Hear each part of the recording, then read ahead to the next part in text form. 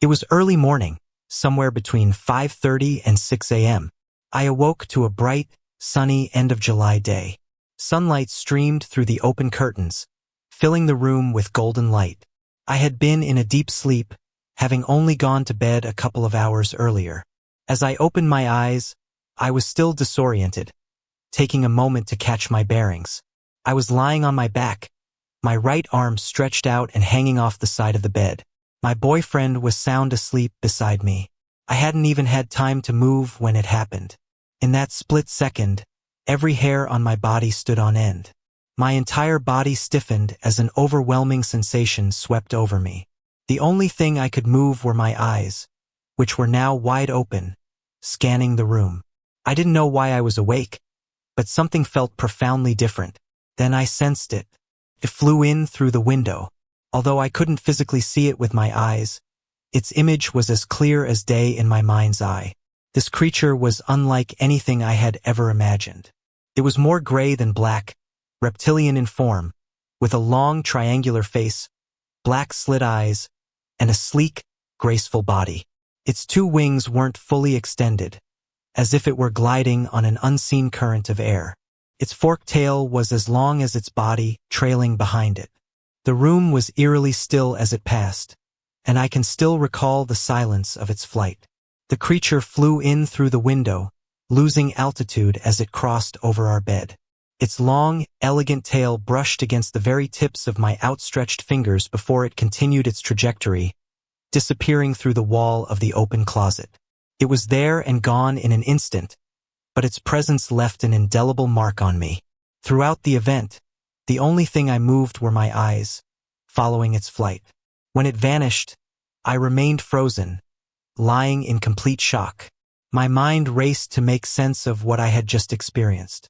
I turned my head to look at my boyfriend, who had woken up. He noticed my wide, startled eyes, drowsily smiled, and asked what was wrong. Not wanting to scare him, or have him think I was crazy, I smiled back and lied, telling him it was nothing. Even as I brushed it off, I couldn't shake the feeling of what I just witnessed. It wasn't malevolent, and I knew it wasn't interested in us. Somehow I just knew. This wasn't an evil presence. It felt ancient, powerful, and entirely detached from us, an otherworldly being that had crossed our path by chance. I was startled and amazed but not afraid. I might have written it off as a dream if my boyfriend hadn't woken up at the same time and spoken to me. I believe its energy woke him as well. We stayed in that apartment for only another month, leaving at the end of the summer. Nothing else unusual happened during our time there. I eventually confided in a friend who had grown up in the same town. She wasn't surprised. She had heard stories about strange occurrences in the area. The town is close to American Indian reservations and had been inhabited by native peoples for thousands of years before settlers arrived. She told me there was a long history of unusual sightings and phenomena there. Years later, I visited a hot springs about 10 hours away with my family. The local American Indian lore said the springs were formed by dragons' tears. Hearing that story made me think back to what I had seen that morning. It gave me chills but also a sense of validation. For the first time, I could put a name to what I'd witnessed. A dragon. What I saw was unlike any depiction of dragons I'd known growing up. People often associate such beings with demonic energy, but what I experienced was nothing like that. The energy this creature exuded was powerful, ancient, and neutral, neither good nor evil. I've since seen drawings and stories that resemble what I saw, but I still struggle to describe it perfectly. Thank you for reading. I'd love to know if anyone has heard of American Indian legends involving dragons or has experienced something similar. This happened in northwest Montana, and it's a memory that will stay with me forever. My boyfriend and I moved into a larger apartment in our building after the previous tenant, an elderly man we adored, moved out. He was a kind soul who loved sharing stories about his younger days. Unfortunately, he was diagnosed with cancer and had to leave the apartment shortly before his passing. When the opportunity to upgrade came, we jumped on it. For the first few months, things were relatively normal. We experienced small oddities, restless nights, a persistent feeling of unease, but we chalked it up to the quirks of living in an older building. Bad plumbing, creaky floors, and poor insulation seemed like logical explanations for most of it. About 2 months in, we adopted a dog. At night, he was restless and often growled at nothing.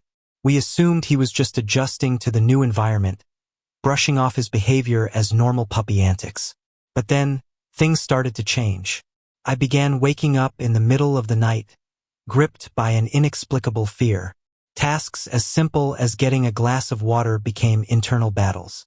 I'd usually walk through the apartment in the dark, but now, I found myself needing every light on. Eventually, I bought sheer curtains for our 4-poster bed just so I wouldn't feel like I was being watched. When I confided in my boyfriend, I was relieved to hear he felt the same way. He admitted that sometimes it felt like unseen eyes were on him, and he would get chills so intense they made him hesitate before moving in the dark. While it was comforting to know I wasn't alone in these feelings, it also made everything seem more real and more frightening. On June 27th, we were informed that our beloved former neighbor had passed away. His death was emotional for the entire building. After attending his funeral a few days later, we came home and reminisced about his stories, laughing and crying in his memory. That night, the apartment felt different. Cold, empty, and hollow. We assumed it was grief, the heaviness of knowing he was truly gone.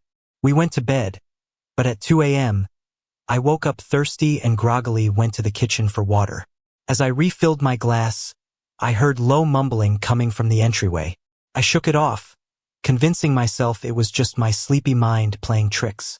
As I headed back to bed, the dog leapt off the bed and ran to the entryway, growling low and steady. When the mumbling started again, he sprinted back to my side, positioning himself between me and the door. His protective behavior unnerved me, but I brushed past him, eager to return to bed. He followed closely, never letting me walk between him and the entryway. I handed my boyfriend the glass of water, jokingly telling him to use his big boy voice next time he wanted a drink. Confused, he replied that he hadn't asked for water. I froze. I told him I'd heard him mumbling, but he shook his head, saying he thought I'd been calling the dog to take him out. Everything clicked in that moment. Something had spoken, and both the dog and I had reacted to it. Terrified, we left the lights on and pulled the bed curtains tightly around us for the rest of the night. The next day, we tried to act like nothing had happened. We went about our routine, but by the time we were driving home from errands, I couldn't hold it in anymore. I started ranting about how scared I'd been, and my boyfriend admitted he'd felt the same. It was a relief to talk about it, but the unease lingered. A few days later, I was lying in bed while my boyfriend showered, deciding whether to get up or enjoy 10 more minutes under the covers. I was wide awake, lying on my stomach and staring at the headboard. At the foot of the bed, our dog was twitching in his sleep, caught in what seemed like a bad dream. As I started to lift my head, every hair on my body stood on end. My heart pounded as a paralyzing sense of dread washed over me. I couldn't explain it, but I knew something was behind me. The dog woke abruptly, growling deeply, a sound I'd never heard from him before. He sounded older, bigger, more threatening than a puppy should. My body froze, my hands gripping the pillows as tears stung my eyes. Then, clear as day, I heard a deep, raspy voice command, "Get out of the apartment." In an instant, I shot out of bed, yelling, "Leave us alone!" My boyfriend burst into the room seconds later to find me trembling, barely able to explain what had happened. When I told him I hadn't taken the dog outside yet, his face went pale. He told me he'd heard the front door open and close while he was in the shower. Since that morning, things have only gotten worse. The uneasy feeling hasn't gone away, and the occurrences have become more frequent. I don't know what's happening in this apartment, but whatever it is, it's not friendly, and it's not letting us live in peace. I've always been interested in ghosts, even as a kid. I loved ghost stories and hearing about other people's experiences, but it wasn't until I became a teenager that I had my own encounters. My experiences didn't start until we moved into a certain house, and to this day, I believe there was something in that house. My family still owns it, but it's being rented out now. If the renters ever move out, I'd love to go back and investigate. The house was about 20 miles outside one of Montana's major cities. I was 15 when we moved in, and this was the first time I'd ever had my own room. Until then, I'd always shared with my sister, so I was excited about the move. The house was large and had an unusual layout, which would become significant in later experiences. Here's a quick rundown of the house's setup. The basement was unfinished, cold cement walls and floors, with one finished bedroom. When you came down the stairs, there was a bedroom to the right and a furnace room to the left. Further down the hall, there was a storage room on the right, a laundry room on the left, and an open area with a fireplace at the end. The finished bedroom had wood-paneled walls, built-in closets, and drawers. While I almost wanted it for its charm, it was dark, cold, and the single window looked out under the porch. I ended up choosing an upstairs room instead, and I'm so glad I did. The main floor had 3 entrances. One led into a hot tub room, which might have been a converted garage. It had doors to both the backyard and the front yard. From there, 3 steps led up into the kitchen. The kitchen opened into a dining area with French doors to the backyard, which connected to the living room. From the living room, a short hallway led to a bathroom and 2 bedrooms. Another door in the living room led up to the second floor, where my bedroom was. My bedroom was like 2 rooms in one.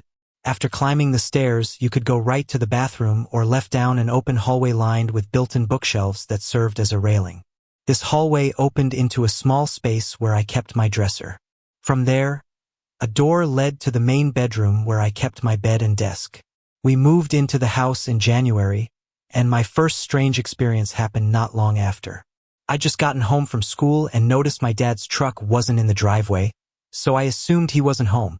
I let myself in through the hot tub room and headed toward the kitchen.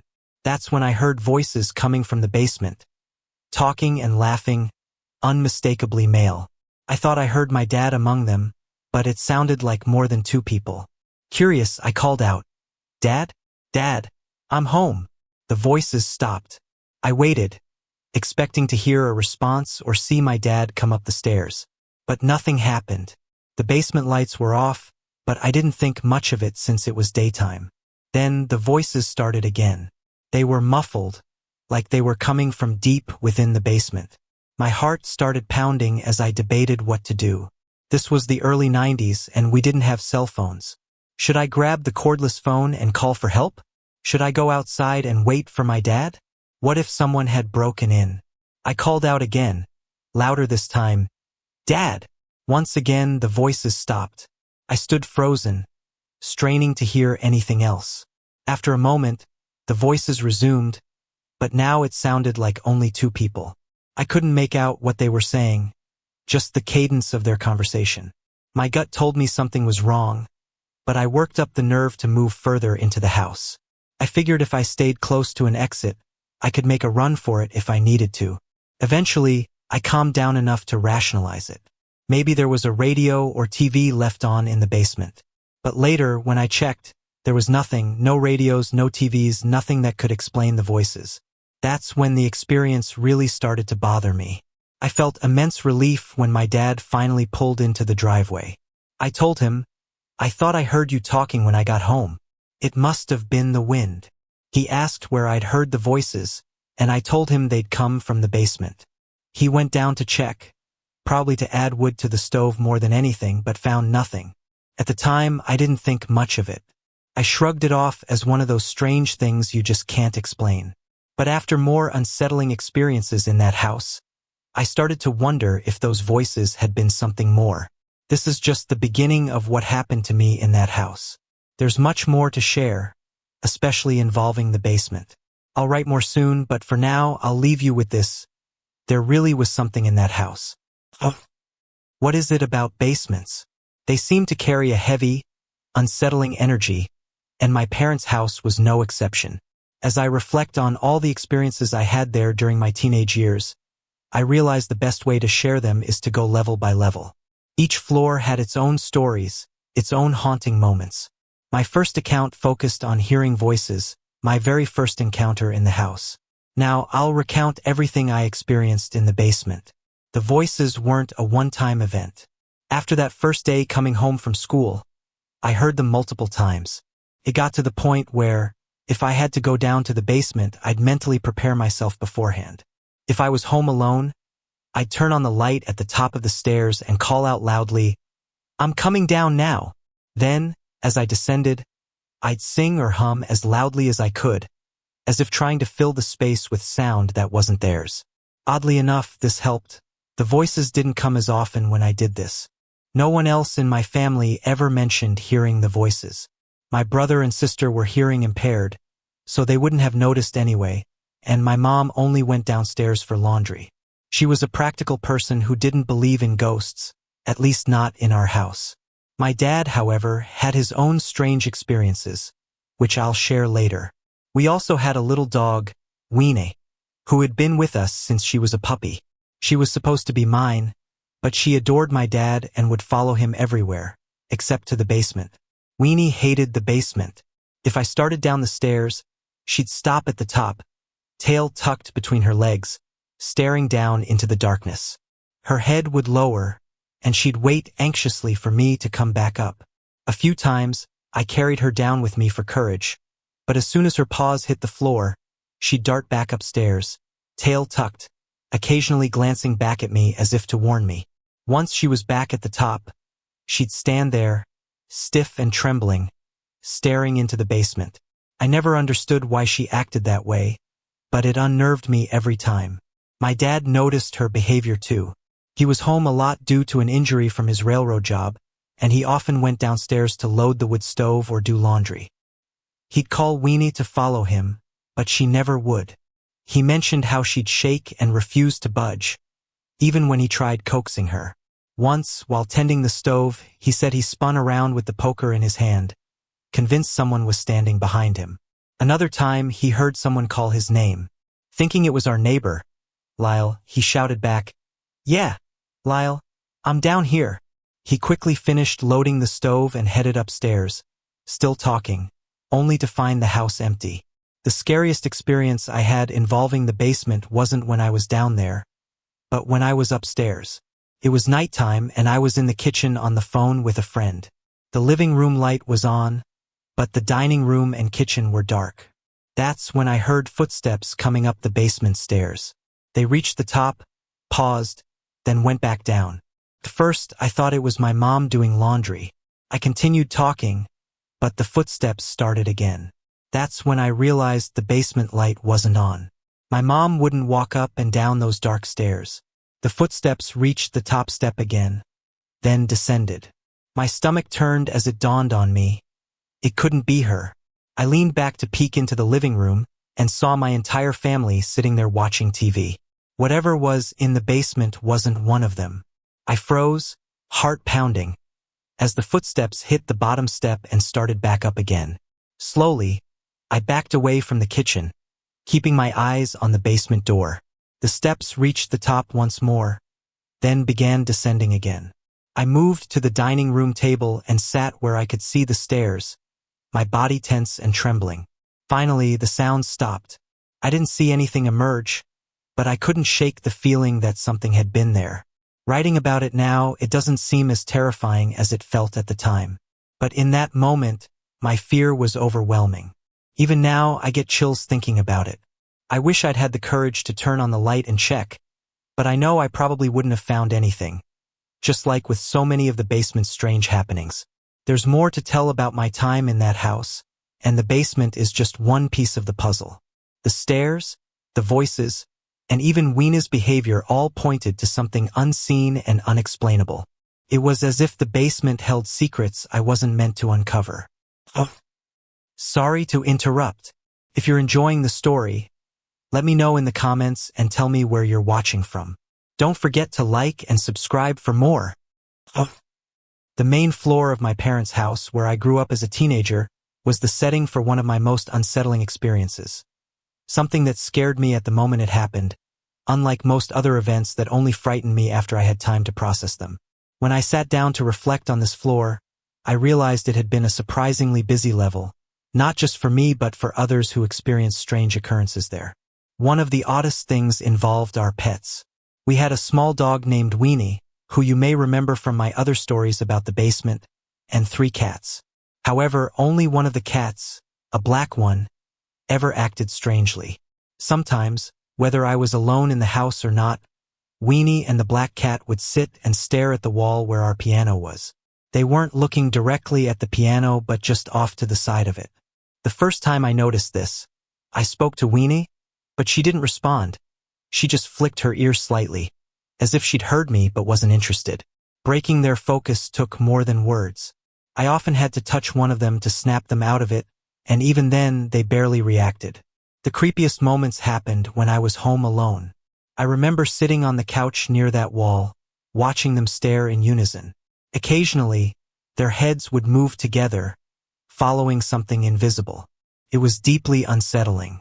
I once asked my mom what she thought they were looking at.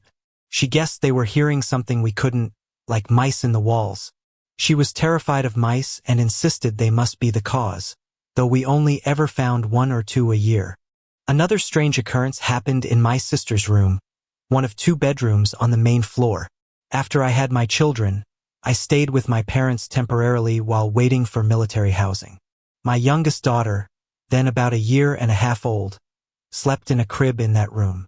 The crib had a toy attached to the side, one of those with little fish, soothing music, and a soft light. It played 3 songs on a loop, but I had always disliked the second song and would skip it by pressing the button. I started noticing that the toy would skip the second song automatically, even when I wasn't near it. If I stood next to the crib, the second song would play, but as soon as I stepped away, it would skip to the third. My oldest child even asked me why it was skipping. I couldn't explain it. That same room has another layer of mystery tied to it. My dad once mentioned hearing that the house's previous owner had lost both his wife and daughter to a car accident on the nearby highway. I've never been able to confirm this rumor, but the highway had claimed many lives over the years. Adding to the strangeness, my mom and I once used an Ouija board. I was a teenager then and didn't know better. The board indicated there were 2 spirits in the house. I made sure to say goodbye and haven't touched an Ouija board since. The creepiest incident involving that room happened to my grandmother, and I heard the story directly from her before she passed. She was visiting and staying in my sister's room. One night, as she was getting ready for bed and wearing her CPAP mask, she saw a girl enter the room. From the light of the window, she assumed it was my sister. The figure was short, with long hair, and walked over to the crib by the window. My grandmother thought she was grabbing a blanket, as my mom often stored extras in the crib when the kids weren't using it. She told her friend, who was in the room with her, to turn on the light. When he did, the girl was gone. The crib was untouched, and the door had remained closed the entire time. Not all the unsettling experiences were tied to spirits. My brother, during a dark time in his life, once tried to harm himself in the kitchen. He later told us that he'd seen a demon or devil-like figure in the bathroom mirror. He was terrified and didn't understand why it was there or what it wanted. With counseling and returning to his church, those visions stopped. I'm not sure if this was related to the house or something internal to him, but it added to the overall tension the home seemed to hold. Even my youngest child had experiences tied to this house. While visiting my parents, she once came into my old room and asked to sleep on the floor because she couldn't sleep downstairs. She said, "There are too many little Jaycees running around," referring to herself. She claimed the little Jaycees were noisy, talking, and trying to play with her, even though she'd asked them to leave. It was another layer of mystery tied to that house, which seemed to affect everyone differently. But the one event that truly scared me happened one morning before school. My dad had called up to let me know he'd be leaving and wouldn't be there when I came downstairs. After showering and getting ready, I went downstairs and stood by the French doors in the dining room, looking outside.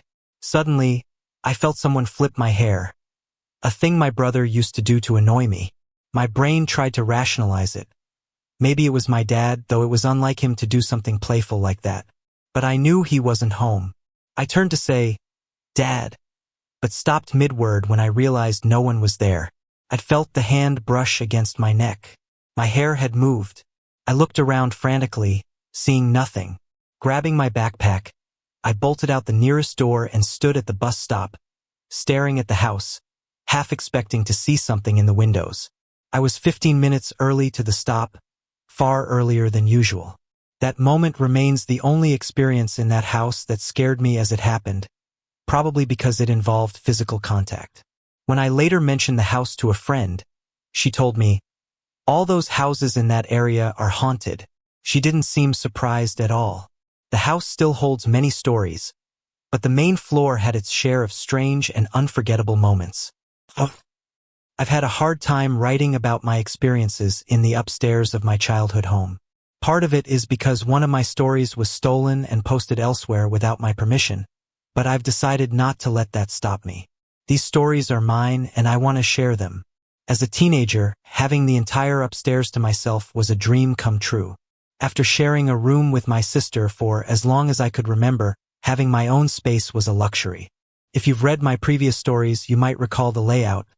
At the top of the stairs, there was a bathroom on the right, built from what was once a large storage area. To the left, a sharp turn led to a hallway overlooking the main floor, separated by built-in bookshelves to prevent anyone from falling. There were 2 connected rooms upstairs. The first was too small for a bed, so I used it for my antique dresser and bookshelves. The second, larger room was my main bedroom, where I kept my bed, desk, stereo, and clothes. The upstairs always felt different. It wasn't as overtly unsettling as the basement, but it had its own quirks. None of the animals liked being up there, which hurt me a little because I loved our pets.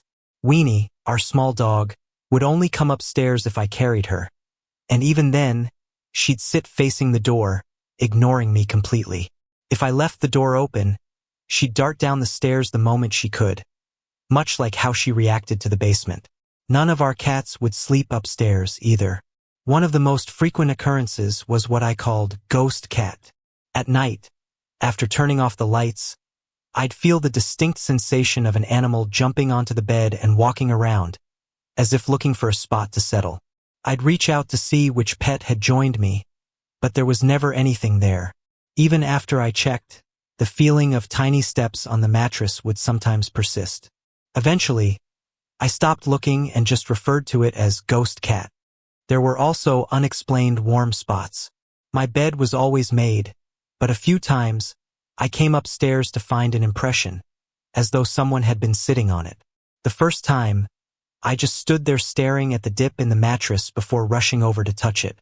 It was warm, as if someone had been sitting there moments before. Along with the warmth came a faint floral scent, light and sweet, though I couldn't identify it. Another time I sat next to the spot, it felt the same. My radio also had its own strange behaviors. I had worked hard one summer to buy a CD player, which was a big deal back then. I listened to the radio every morning while getting ready for school. But sometimes, after I'd turn it off and head to the stairs, it would turn back on. Assuming I hadn't pressed the button fully, I'd go back, turn it off again, and watch the red power light fade. Yet almost as soon as I walked away, it would turn back on. This happened multiple times until, in frustration, I told it, "I'm going to be late. We can listen to music later." After that, it stayed off.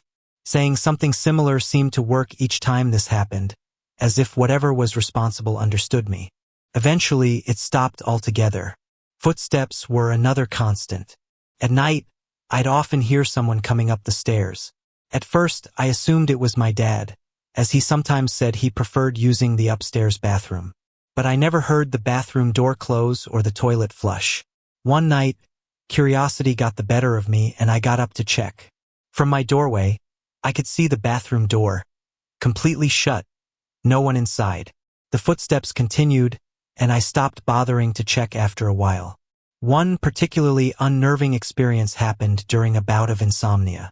I often woke up at exactly 3 a.m. and knew I wouldn't fall back asleep until morning, so I'd get up and pass the time writing or drawing. One night, as I lay on the floor listening to music, I heard the footsteps again. They came up the stairs, paused at the top, and went back down. Then they came up again and went down once more. I hoped it was Weenie, but when I checked over the side of the bookshelves, there was no sign of her. I went back to my doorway, watching, but no one appeared. The sound of footsteps continued, reaching the top before descending again. Finally, I shut the door between the two rooms. That moment stuck with me. It felt too deliberate, too real. My dad experienced similar things. He often asked me, "Were you rolling around in your room today?" When I said no, he explained that he'd heard footsteps upstairs, even though the house was empty. He said it happened more than once, and every time he went up to check, there was no one there. I heard the same footsteps during quiet afternoons when I was home alone, expecting to find one of our pets. But I never found anything. These were just some of the experiences I had in the upstairs of that house. Looking back, I can't explain most of what happened, but it left an impression on me.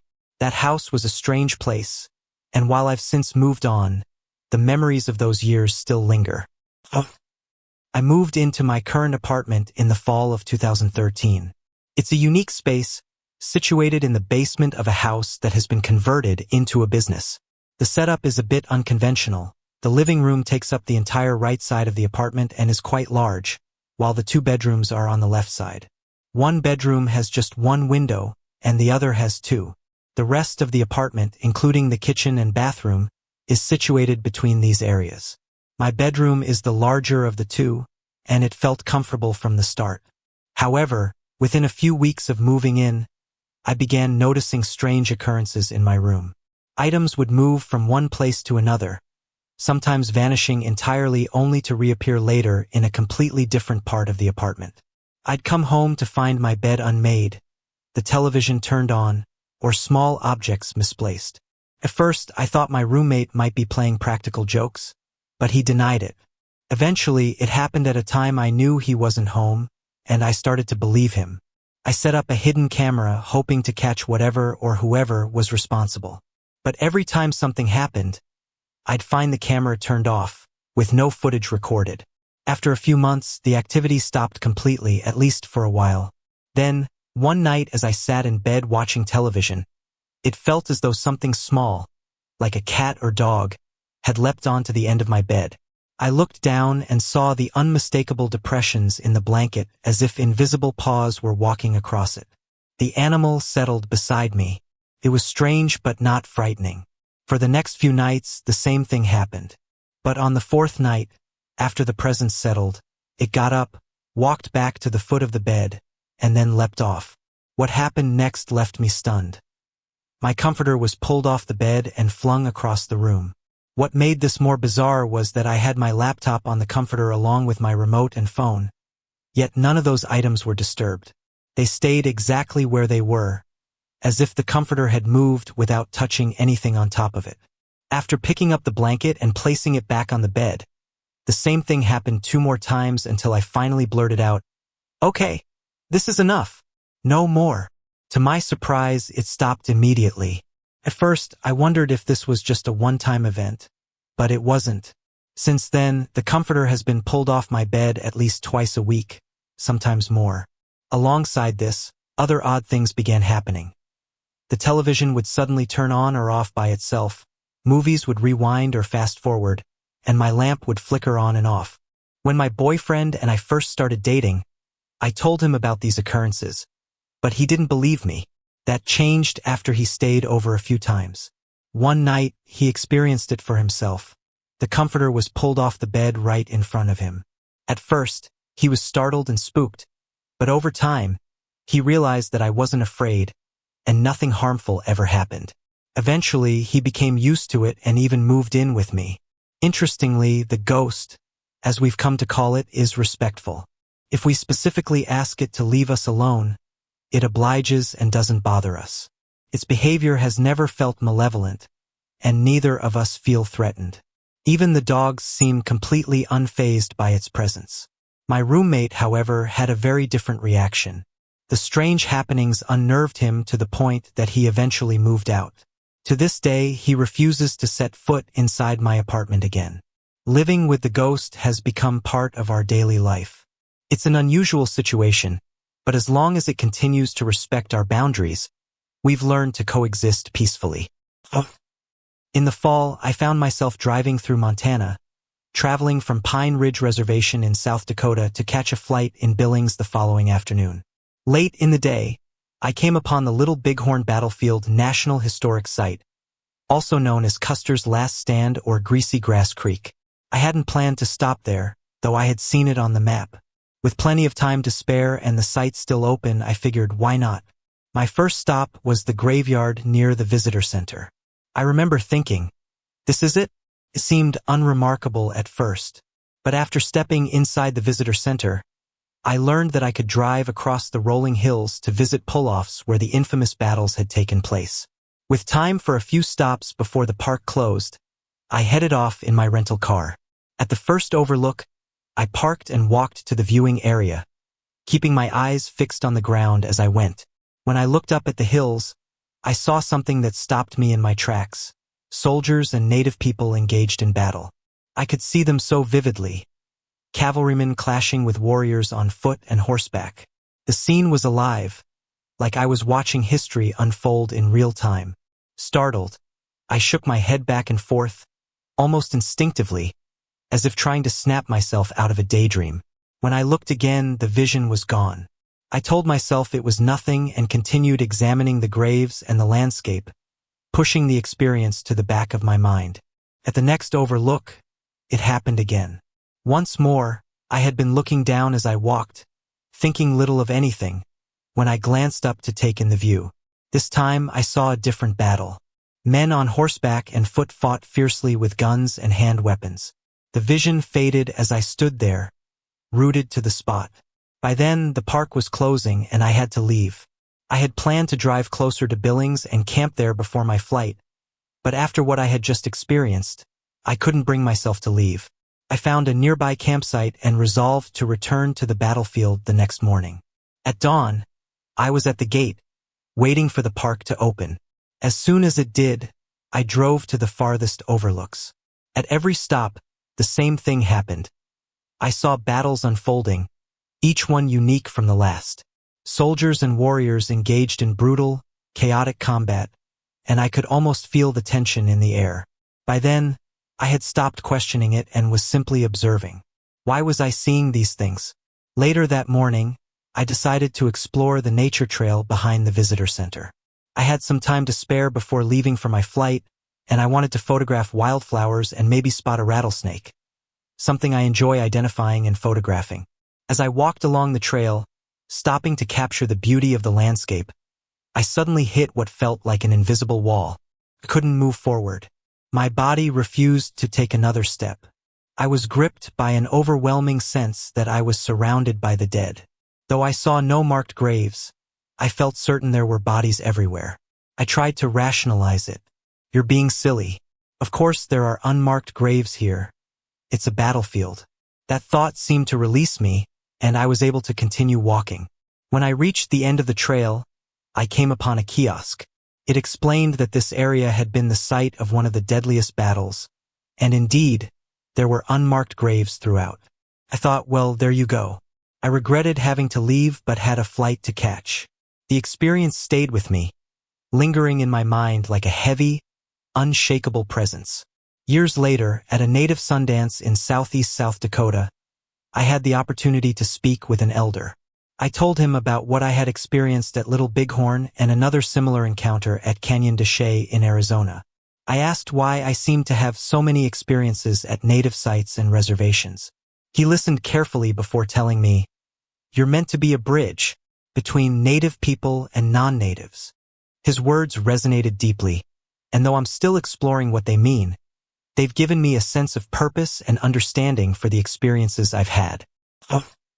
In 2007, I was traveling from the Pine Ridge Reservation in South Dakota to Billings, Montana, to catch a flight. I'd been solo camping and hiking for 3 weeks, and somewhere along the drive, I realized I was nearing the site of the Battle of the Greasy Grass, also known as the Battle of Little Bighorn. It wasn't part of my plan, but with over an hour before the gates closed and plenty of time before I needed to reach Billings, I decided to stop and explore. I started at the graveyard near the visitor center. Walking among the markers, I thought, wow, this is it? From there, I went inside the visitor center and learned I could drive a scenic route to overlooks where the battles had occurred. The road was dotted with markers indicating where native warriors and cavalrymen were buried. With about 45 minutes until closing, I set off in my rental car. At the first overlook, I walked with my head down, watching my steps as I approached the edge. When I looked up, I was struck by an unbelievable sight, a battle unfolding before me. I saw native people on foot, cavalrymen both on horseback and on foot. Both sides had guns, but I also noticed native warriors wielding bows. It was vivid, almost surreal. Startled, I shook my head like a wet dog, and just like that, the scene vanished. What the heck was that? I thought, but I brushed it off as I explored the markers and admired the rolling hills. Strange things happen to me sometimes, but I've learned not to dwell on them. At the next overlook, I kept my head down again as I walked. When I looked up, I saw another battle different from the first. It lasted only a minute or so before dissipating. The same thing happened at one more overlook before the park closed for the evening. Now I was intrigued. Instead of heading toward Billings as planned, I found a nearby campsite so I could return to the battlefield the next day. The following morning, I waited at the gate for the park to open. As soon as it did, I set off to visit all 12 overlooks. At each stop, I witnessed a different battle.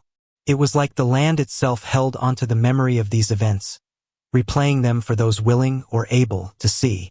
With time to spare before heading to Billings, I decided to explore the nature trail behind the visitor center.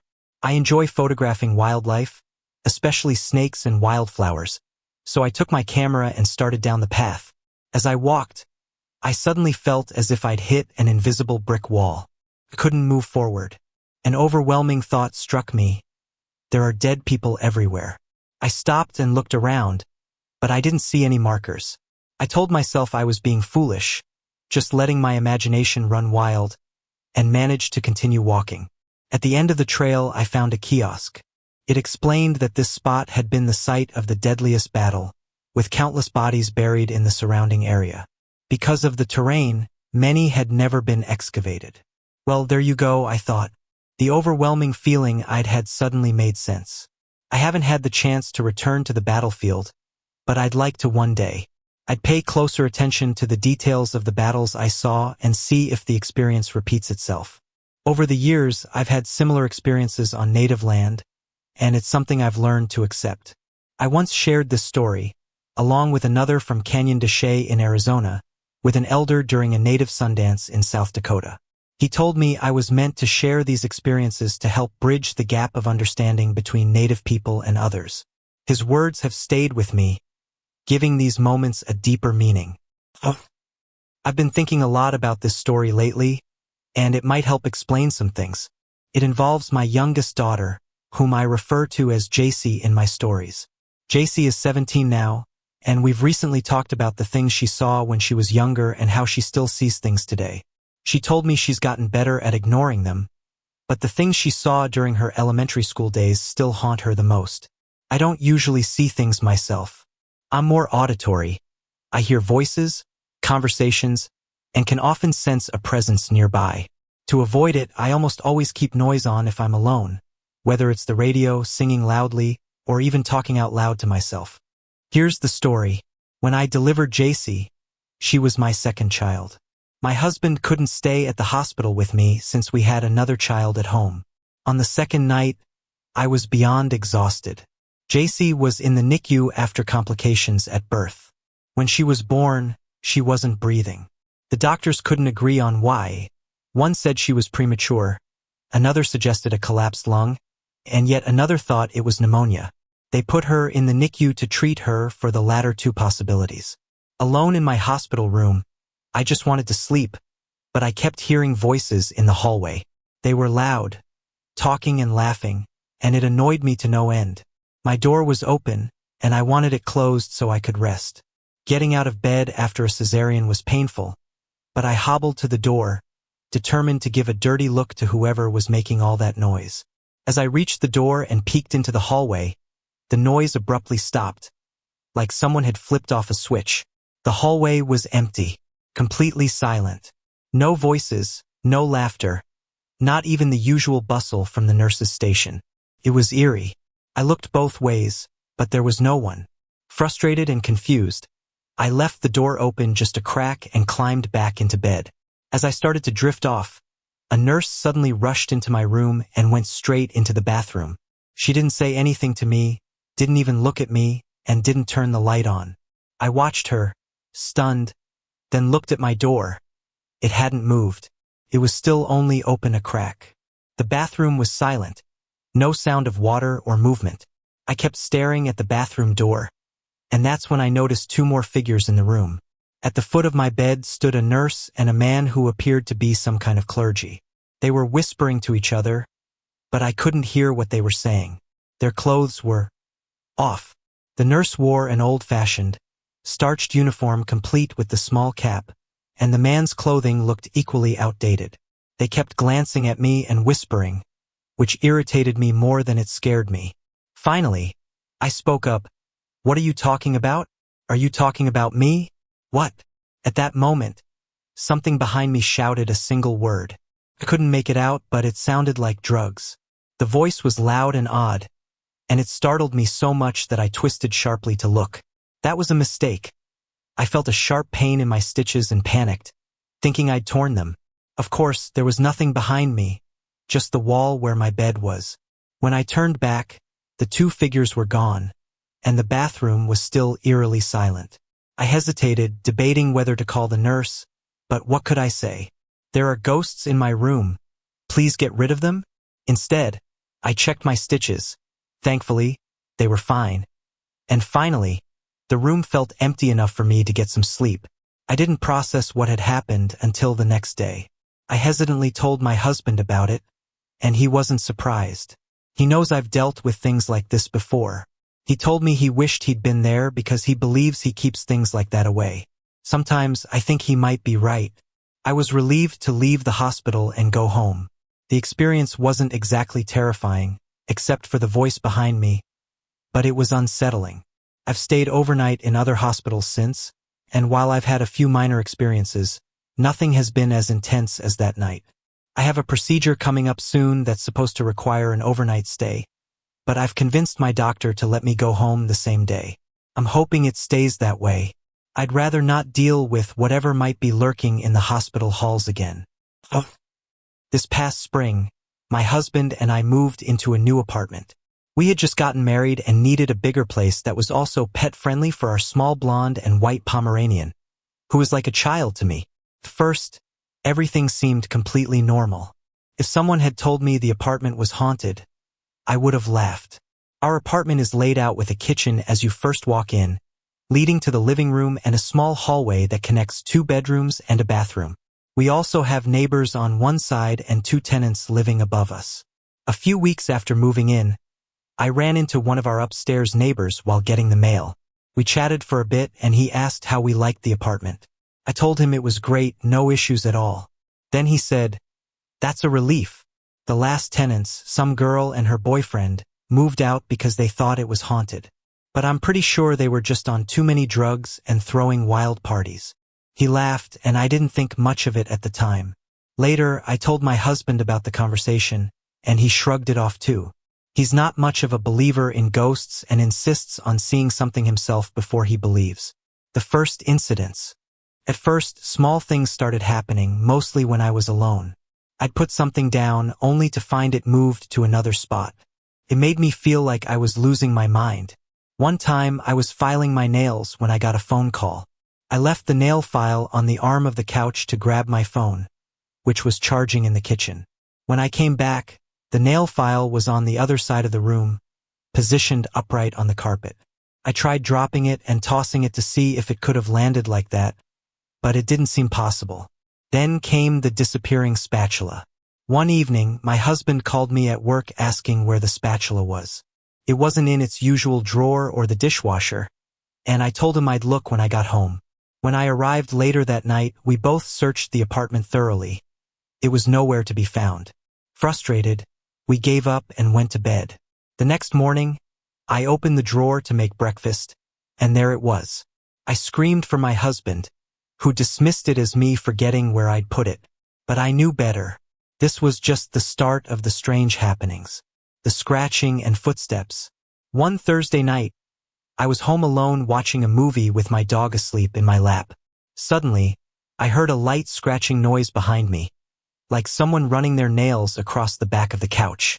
I froze and looked at my dog, who was awake and staring intently behind my head, as if someone were standing there. My heart raced, and I jumped up, grabbing my dog and deciding it was the perfect time for a walk. I didn't tell my husband about it because I knew he'd brush it off as my imagination. Another night, I woke up around 4 a.m. and heard small footsteps in the bathroom, like a dog or cat pacing back and forth. Confused, I looked at the foot of the bed and saw my dog snoring soundly. The footsteps continued for a few minutes before stopping abruptly.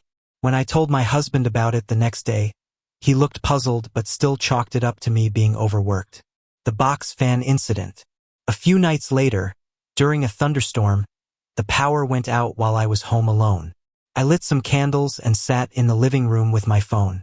Suddenly, the box fan in our bedroom tipped over with a loud crash. My dog went berserk, barking like crazy. I grabbed a flashlight and went to check, but there was no reason for the fan to have fallen. It had been in the same spot since we moved in. I stood it back up and said out loud, "Please stop." When my husband came home, I told him about it. He laughed and said the thunder must have jolted it, though I insisted there hadn't been any thunder at the time. My husband's experience. The next morning, my husband admitted he'd had a strange experience during the night. Around 3 a.m., he'd gotten up to use the bathroom and heard what sounded like feet moving in the bathtub. Grabbing a baseball bat from the closet, he turned on the light and flung the shower curtain open, but the tub was empty. He felt ridiculous and told me he hadn't slept well, trying to figure out what it could have been. For the first time, he seemed to be taking things a little more seriously. The final incident. The following night, we were both home and decided to turn in early. Everything was eerily quiet. No crickets, no traffic, nothing. Around midnight, I woke to a loud bang. My dog jumped off the bed, barking, and my husband bolted upright. The box fan had fallen over again, this time with no explanation whatsoever. My husband, now visibly annoyed, yelled about how it was impossible for the fan to fall on its own. I couldn't help but laugh. "You're the one who said there's no ghost," I teased. He just muttered something under his breath and got back into bed. Reflection. Since the fan incident, things have quieted down again. I still don't know if we're dealing with a ghost, but the odd occurrences have me wondering. My cousin suggested it could be my grandmother, who passed away shortly before we moved in, but it feels more playful than anything else. Maybe it's a ghost cat. Something explains the footsteps and the scratching. As for the spatula, that remains a mystery. For the longest time, my daughter has refused to stay in a room by herself. It's been going on for about a year now, and I was at my wit's end, considering taking her to a therapist to see if they could help. About a month ago, she finally told me why. We were staying the night at my mother's house when she first opened up. My daughter said she went into the kitchen where the light was on, and as she looked at the door leading to the back porch, she saw a black figure with a hat staring at her. I tried to clarify, asking, "Sis, are you sure? Was it just a quick glance?" She shook her head and said no, it wasn't quick. She stared back at it for a full minute, watching to see if it would do anything before running away. Then she revealed something even more chilling. About a year ago, after we moved to a new house about an hour and a half from where we used to live, she started seeing things. One of the first was a grayish figure of a man who walked to the hallway by the bathroom, sat down on the floor, and stared at the window. Her descriptions were vivid and detailed, and as she talked about these encounters, she broke down in tears, trembling with fear. Here are the most serious incidents that have happened recently. 1. The dark man at the doorway. It was raining, and my daughter told me she doesn't like the rain because she feels like something is watching her when it storms. I had just given her a bowl of ice cream and gone to my room, thinking nothing of it. About 25 minutes later, she came to me, trembling and calling, "Mommy!" Her voice was shaky, and she nearly dropped her ice cream. When I asked what was wrong, she said there was a dark man standing in the doorway, staring at her. The hallway light was on, as well as a lamp in my room, so there was no chance it was just a shadow. I told her not to be afraid and asked if he was still there. She nodded and said yes. I instructed her to tell it to leave, and I did the same. As soon as we spoke, she cried harder and told me it had replied, saying, "What?" in a deep voice. 2. The white figures and the woman in black. Another time, she was in the living room with her dad nearby. He noticed something was off. She was standing completely still, staring at the hallway. Later, she told me she had seen 3 white triangular shapes, one after the other, moving from the hallway into the kitchen. When she blinked, a woman in white appeared no more than 4 feet away, silently watching her. When she blinked again, the woman was gone, replaced by a woman in black standing near the bathroom. Then she saw a dark arm come down over the woman in black, as if striking her. Through tears, my daughter told me she felt the women wanted her help, but she was too frightened to do anything. 3. The orbs and the shadows. The most recent incident was especially disturbing. My daughter was alone in the living room while I was in another room. She called for me, and when I came in, tears were streaming down her face. She said everything felt chaotic, like she was losing her mind. She had seen 2 white orbs floating into the kitchen, followed by 3 shadows. One went behind the love seat, another behind the couch, and the third stayed by the side of the couch as if hiding. Then she heard a female voice call her name. When she didn't respond, a male voice called her name instead. She tried telling them to leave her alone, but they wouldn't. She felt something touch her shoulder and her knee, and her leg began shaking uncontrollably. I know she was trying to stay brave because I've always told her to stand her ground, but she was terrified. Elena will turn 9 at the end of the month, and as her birthday approaches, these incidents are happening more frequently. She's an only child, and I know she isn't lying. She's always been truthful, and when she does fib, it's easy to tell. When she's crying, it's serious. She rarely cries otherwise. We bought our house about 2 years ago, and shortly after moving in, we realized we weren't the only occupants. At first, it was just little oddities, things being moved around or doors shutting when we had left them open. We didn't think much of it at the time. The first significant event happened one evening when my husband, D, went to bed. Our daughter, whom we lovingly call the monster, was already tucked in, and I was the only one still awake. Our dog was with me in the office, just to clarify. D got up, opened the door, went to the kitchen, turned around, and came back. He poked his head into my office and asked, "Did you put the dog in the bedroom or let him out?" I said no, confused. He looked shaken and explained that he'd heard the sound of a large dog circling and plopping onto the floor in the bedroom. He assumed it was our dog, Cody, and called his name, expecting Cody to come over. But when there was no response, he got up, warning the dog not to trip him as he went for the light switch. When he turned on the light, there was no animal in the room. Both the monster and I have always been sensitive to the paranormal. Although my husband believed in such things, he hadn't experienced much himself, until we moved into this house. Now he's had his fair share of encounters. We figured out that Sam, our ghostly dog, was introducing himself and had taken a liking to my husband. The next peculiar event involved funnels. Yes, funnels. Our house is about 45 years old and, while in decent shape, had a few quirks. For example, some cabinet doors didn't align properly. One day, after a particularly loud complaint from my husband about the house, the entire set of funnels disappeared. We tore the house apart looking for them. A few months later, while unpacking boxes we hadn't touched in over 10 years, since D's military days, we found the funnels inside one of the boxes. That was when we began to suspect a mischievous presence tied to the house. Over time, we noticed various phenomena. Voices in the basement, phantom footsteps, and even occasional appearances of Sam, a medium-sized golden retriever, and a mysterious cat who hasn't shared her name with us yet. Once, sitting on the patio, we both heard a voice from inside the house saying, "Ho, anyone home?" But when we investigated, the house was empty. On another occasion, I was unwell and lying in bed. I saw a shimmer approach and felt a comforting hand on my forehead. Instantly, my migraine dulled, and I drifted off into a peaceful sleep. My husband, who was nearby, saw nothing, but I knew it wasn't my imagination. Our ghostly visitors seem more protective than malevolent. We've laughed while watching Cody play tag with Sam, who appears as a shimmering outline. However, some moments have been startling, like feeling an invisible animal brush past your leg at night. Items often disappear only to reappear in the most unexpected places, like my phone charger that went missing for 2 weeks and reappeared on my desk in plain sight. Not all encounters have been as lighthearted.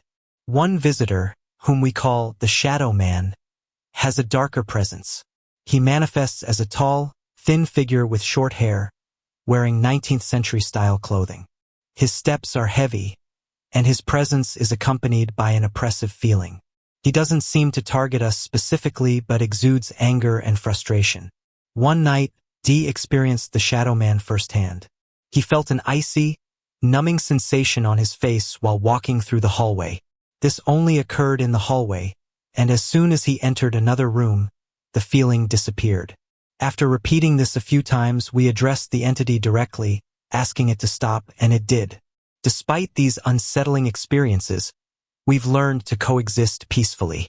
We even suspect some of the animals buried in the yard might be among our visitors. A medium once told us that a dog, cat, and bird were connected to the property. And though the bird has yet to make an appearance, Sam and the cat have become part of our unusual family. As we work on the house, we've noticed a connection between our activity and the increase in paranormal events. For example, while painting the hallway one evening, I felt as though unseen eyes were watching me the entire time. Another time, after I baked cookies, the house felt lighter, as if our elderly male visitor enjoyed the smell. There are quieter moments too, like seeing an indentation on the bed, as if someone had been sitting there, or catching a fleeting glimpse of the ghostly cat.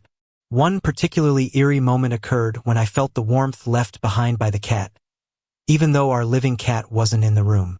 Through it all, our family, both living and spectral, has found a way to coexist. We've come to see the house as a unique blend of history, mystery, and warmth, knowing that our visitors, for the most part, mean us no harm.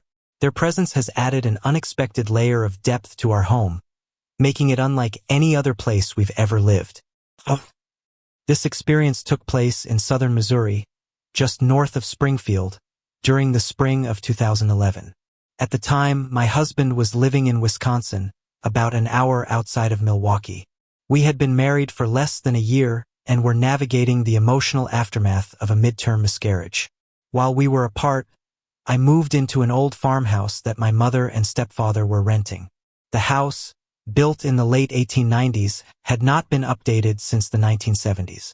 My stepfather made a few repairs, like replacing the kitchen floor, fixing plumbing issues, and installing a new AC unit. It wasn't long after these renovations that strange things began to happen. There were cold spots, mysterious sounds at night, and an overwhelming feeling of unease in the dining room after dark. I often felt like I was being watched when I was alone in the house. There were sounds of footsteps on the stairs, coughing noises, and the smell of cigarette smoke lingering in the dining room, even though no one smoked. At first, I brushed it off as my imagination, until one particular night changed everything. The Shadow Man. I was lying in bed after a phone call with my husband. My room was dark, except for the occasional light from passing cars that fully illuminated the space. The room had 2 walls almost entirely made of windows, so every car that drove by cast a clear beam of light. My bed was positioned in a corner, allowing me to see the windows as I lay there. That night, I was scrolling on my phone, trying to relax before sleep. A car passed by, its headlights lighting up the room, and that's when I saw it. Standing in the center of my room was a shadowy figure, unmistakable and completely solid in appearance. It looked directly at me. I froze, unable to scream or move. As soon as the light faded, it began to approach me. Summoning every ounce of courage, I snapped out of my paralysis and pushed myself against the wall beside my bed. Just as the last bit of light disappeared, I watched the figure walk across the room, pass through my dresser, and disappear through the wall. Though I never saw the Shadow Man again, I continued to have strange encounters in the house. The whispers and footsteps. One night, I was sitting on my bed with my laptop, surrounded by an eerie silence. The only sound was the occasional click of my mouse. Suddenly, I began hearing faint whispers coming from the old intake vent above my dresser. I knew my parents were asleep. It was almost 4 a.m. I tried to rationalize the sound, but it only grew stranger. Soon, I heard distinct footsteps on the stairs right next to my room. The staircase led to a single room upstairs that was used for storage. There was no reason anyone would be up there. Curious but cautious, I walked into the living room and peered into the dining room, where I thought the sound might be originating. Everything was still, and my parents were fast asleep. I returned to my room, trying to convince myself it must have been an animal on the roof or some other logical explanation. I sat back on my bed, but within minutes, I was overwhelmed by the feeling that someone was standing directly in front of me. My bedroom light was on, so I could see there was no one there, but the sensation was undeniable. The whispers started again, louder this time, as though they were coming from inside the furnace. I strained to make out any words but couldn't understand a thing.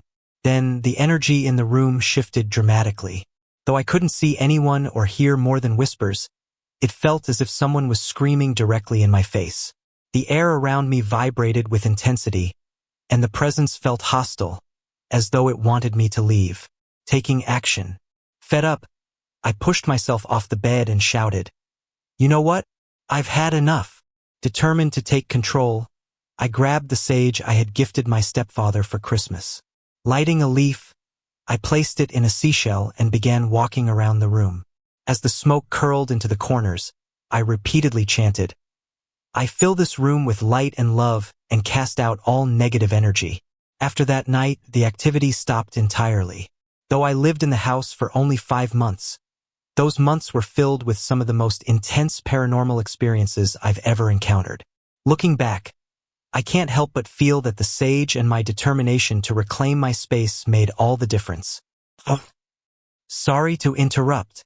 If you're enjoying the story, let me know in the comments and tell me where you're watching from. Don't forget to like and subscribe for more. Since I was 17 years old, I've experienced strange and unexplained events. Don't get me wrong, I'm not someone who jumps to conclusions. I even wondered if it could all be in my head. To rule out mental health issues, I visited 2 therapists who assured me I was perfectly healthy. I wasn't using drugs, taking medication, or doing anything that might cause hallucinations. It all started with shadows. I'd often see movement out of the corner of my eye, but when I'd look, there was nothing there. This began when I was 16, and at first, I brushed it off, thinking I was tired or that it was just my eyes playing tricks on me. After an eye exam confirmed my vision was fine, I continued assuming fatigue was the culprit. I've always been a logical person, someone who needs evidence to believe in anything. At that time, I didn't believe in ghosts or the paranormal. But at 17, things escalated.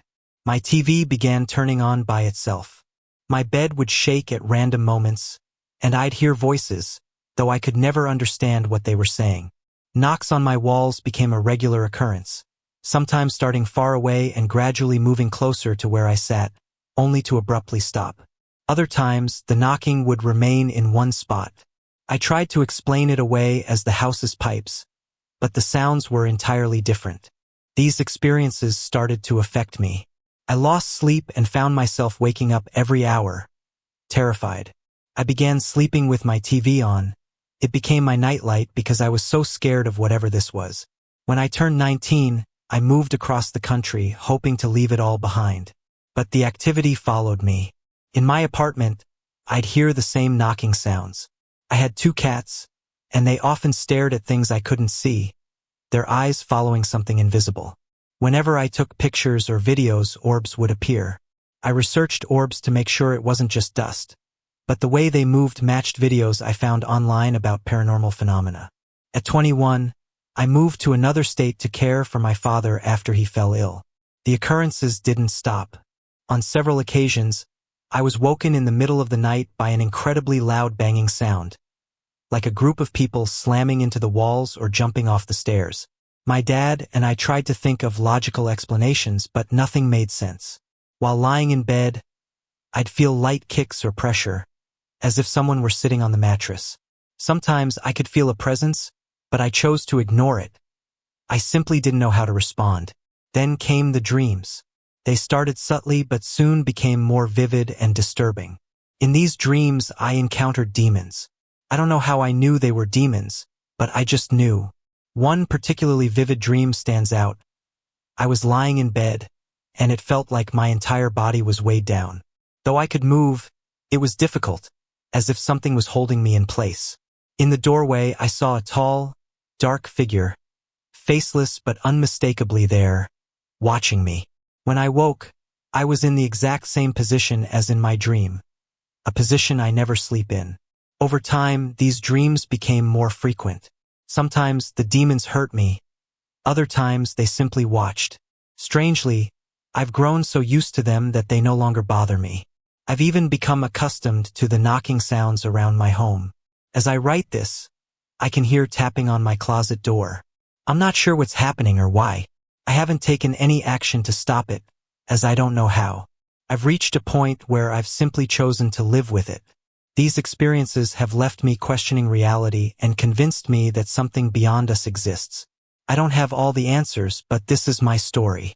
These events have changed my perspective, and I now believe there's more to this world than what we can see. This all started just 8 days ago. Please bear with me as the incidents were brief, but they felt incredibly malicious. In September 2013, I moved from Kansas City, Kansas to Riverside, Missouri, due to an insurance issue. My son Ricky needed medication that cost $4,500 a month in Kansas but only $2 a month in Missouri. It was a no-brainer. I moved into an apartment with my 2 sons, while my husband stayed in our home with our daughters. We split our time between both homes to be together as a family. It wasn't ideal, but it was manageable. The move-in day on September 9th was uneventful, except for one odd thing: the fruit basket. I like it placed dead center on the table, but that day it kept moving. I adjusted it at least 6 times, only to find it mysteriously back in the center each time. Finally, I pushed the table against the wall and slid the basket all the way to the back. When I returned to the empty apartment, the fruit basket had moved again, back to the center. The boys were outside resting, so I knew it wasn't them. It was strange, but I shrugged it off. The first week passed without much incident. My husband and daughters visited over the weekend, and by Sunday evening it was just me and the boys again.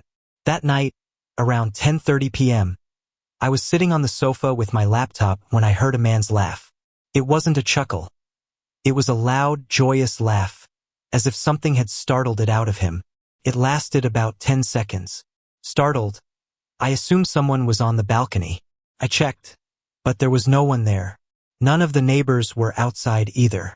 Feeling unsettled but brushing it off, I set my alarm on my phone, placed it on a nearby chair to charge, and went to bed.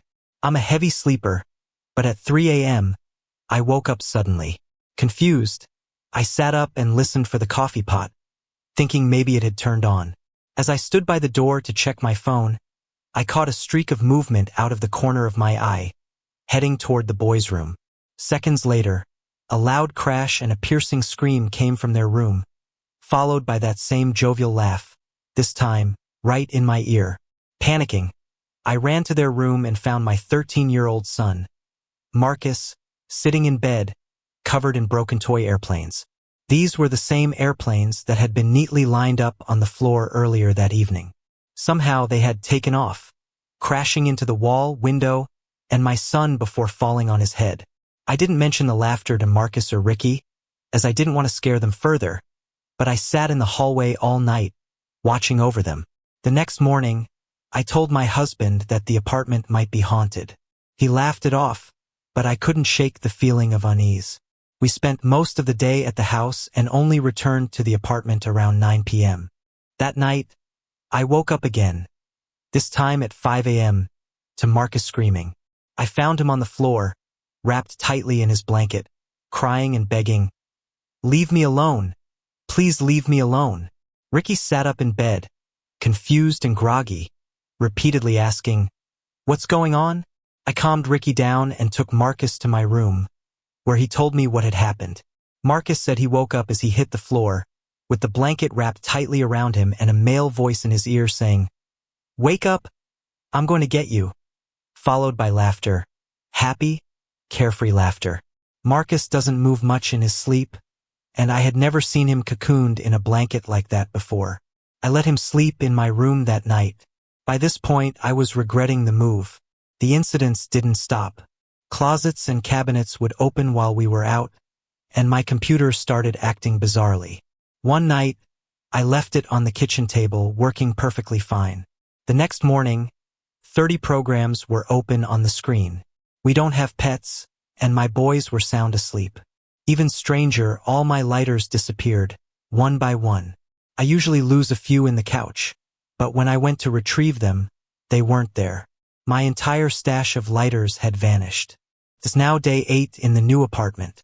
We have what I can only describe as a laughing lighter thief, who seems to have a grudge against my 13-year-old son.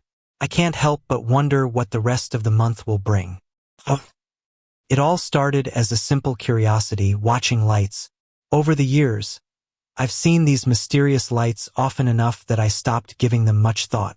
Recently, though, while staying at my parents' house in the middle of nowhere for a vacation from Philadelphia, I decided to revisit this strange phenomenon. One quiet evening, I sat outside on the front porch, surrounded by complete darkness, trying to see the lights again. It takes a certain relaxed state of mind to notice them, something I hadn't practiced in a long time. After a few minutes, they appeared. One light hovered over a patch of grass across the road, blinking repeatedly. Another caught me off guard. It was on a bat. That was new. My parents have 6 dogs, and I'd brought my own dog along, making 7. At night, most of them stay in a large fenced backyard. While I sat watching the lights, one of the dogs began barking. Within minutes, all of them joined in, growing louder and more agitated. I tried to stay calm, hoping they'd settle, but the intensity of their barking made it clear something was wrong. That's when I remembered I was sitting alone, outside, in the middle of nowhere. I got up and walked around to the backyard. The dogs were lined up along the fence, barking toward the dark field where farm equipment and an old shed stood. The backyard was dimly lit by a light partly obscured by a maple tree. Beyond the fence, everything was pitch black. I stepped into the yard, feeling safer within the land of the dogs, as I like to call it. Their presence always makes me feel protected. I started talking to them, asking what was wrong, but my entrance seemed to calm them. They disbanded, except for my dog, who stayed by the fence, keeping watch. He's protective of me like that, always positioning himself between me and any perceived threat. But tonight, his hackles were raised, and every now and then, he let out a low warning bark. Curious and a bit uneasy, I walked over to him, peering into the darkness. Then I saw it. Low to the ground, a faint green glow appeared, a sphere about 2 feet in diameter. It wasn't bright but visible enough to reflect off the ground, and even the back wheel and license plate of my car parked nearby. I hadn't been able to see my car in the darkness before, but now its outline was illuminated by the eerie green light. After about 10 seconds, the glow vanished, and my dog stopped barking. I sat back on a bench near the gate, trying to process what I had just seen. My dog, however, stayed alert, barking intermittently. I began to pray, or more accurately, talk to the energy around me. I asked any bad energy to leave and invited good energy to stay. Whether it worked or not, the green sphere reappeared. This time, I saw it rolling across the grass, about 20 feet from my car. By now, I didn't feel fear, just curiosity. It seemed interested in my car, and oddly, my dog only reacted to it when I looked in its direction. He wasn't facing me and couldn't have known when I turned my head. It was as if the light wanted me to see it and deliberately made itself visible when I looked for it. That night left me with more questions than answers. I still don't know what the green light was or why it behaved the way it did. Was it curious? Was it something trying to communicate? All I know is that it felt like a rare glimpse into something beyond our understanding. A fleeting moment shared between me, my dog, and the mysterious green glow. Since childhood, I've always been sensitive to the energies around me, whether they come from people, places, or things. Even as young as 2 or 3 years old, I could sense negative auras, sometimes even from family members. Over the years, I've had many strange experiences, but I've never been scared of this ability. It's always felt like a part of me. As I've grown, I've even found comfort in it. Recently, my husband, son, and I moved after spending 2 years living in a 1916 ranch house in Springfield, Missouri. The house was beautiful, with a basement, a huge backyard, and an upstairs loft. As San Diego natives, we were used to apartment living, so this felt like a dream come true. In the first month, life was hectic. Address changes, school arrangements, and settling into the new house kept us busy. But once things calmed down, I started noticing something odd. There was a strange energy upstairs. I brushed it off as the natural creepiness of an old house. To escape my husband's loud snoring, I started sleeping in the upstairs loft, which we had turned into a guest room and play area for my son. His bedroom was also upstairs, but it was a proper room. The first incident happened on my second night there. I woke up to a thunderstorm and was trying to fall back asleep when one of my son's toys suddenly started talking. "Find the letter," it repeated over and over. Annoyed, I crawled out of bed to turn it off, but as soon as I reached it, the noise stopped. I dismissed it as static from the storm. The next morning, I checked all the noisy toys, but none of them made the voice I had heard. That was my first clue that something wasn't normal. On another night, I decided to let one of our dogs sleep upstairs with me, thinking it might help ease my nerves. Around the 5th or 6th night, as I lay facing the wall, I heard heavy footsteps coming up the stairs. Thinking it was my husband coming to say goodnight, I waited. I felt him lean close to me, but when I turned around for my usual goodnight kiss, I saw a figure standing there. Before I could react, it vanished. My dog sat up straight, growling and staring at the exact spot where the figure had been. The next morning, my husband told me he had fallen asleep on the couch and never came upstairs. If you were downstairs in that house, you could often hear footsteps or even muffled conversations coming from upstairs. I always felt like something was watching me whenever I passed the bottom of the stairs. One day, I spoke to the energy directly, telling it firmly but kindly, "This isn't your house anymore. We live here now. You can stay, but only if you live in peace with us." After that, the energy in the loft seemed to calm and become more peaceful. However, my son's room was a different story. The energy there felt dark and unwelcome. My husband and I would take turns checking on my son at night, but we both dreaded going into his room. I would rush through the check as fast as possible and leave because I could feel that whatever was there didn't want me around.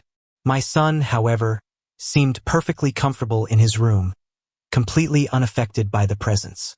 On one occasion, a close friend babysat for us. She told me later that a toy had been thrown down the stairs with surprising force. She hadn't mentioned it at first, but when I shared my feelings about the house's energy, she admitted it had scared her. We eventually found a wonderful college student from MSU to babysit for us. She adored my son and was fantastic with him. But one evening, when we returned home, she was pale and anxious to leave. She said she had heard strange noises upstairs while one of our dogs growled at the bottom of the stairs. Thinking it was our cat causing trouble, she went to check, only to find the cat asleep on the couch. After that night, she stopped responding to our calls and texts. Later, her boyfriend told us she had been genuinely frightened during her last visit. Over time, we got used to the strange noises and unsettling energy in the house. But the house itself was falling apart. Floors caving in, systems failing, and we decided it was time to move. On my last visit to collect the remaining items, I felt an overwhelming negative energy. It was angry, as if whatever was in the house resented us leaving. I grabbed what I needed and left as quickly as possible, never looking back. Interestingly, after moving into our new home, just a block away, I became pregnant within 2 weeks. We had been trying for 2 years with no success while living in the old house. Our new home felt welcoming and peaceful from the moment we arrived, as if we were meant to be there.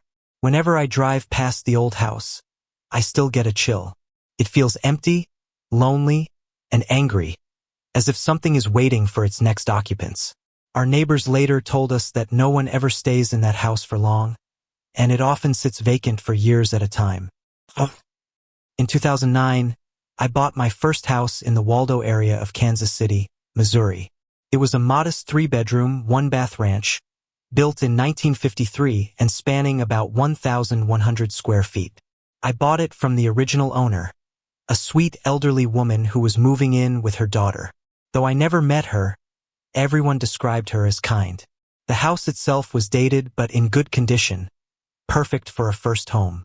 The day I took possession of the house, my significant other, our dog, and I went over to start cleaning. When we got to the basement, something strange happened. Our terrier, usually fearless and curious, stopped at the top of the stairs. He stood there, facing a corner just to the left of the basement stairs, and began growling, a low, steady growl. From that day on, no matter what, he refused to set foot in the basement. For a dog that jumps headfirst into every situation, this was completely out of character. A few months later, we decided to pull up all the carpets in the house after discovering that some dog treats didn't agree with our pup.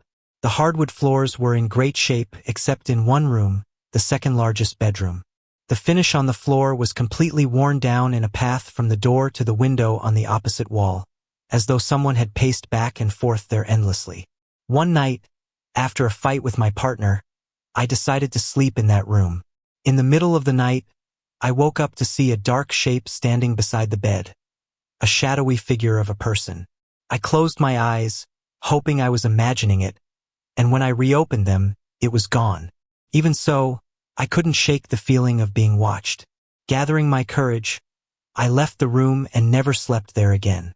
About 2 years into living in the house, we experienced another strange event.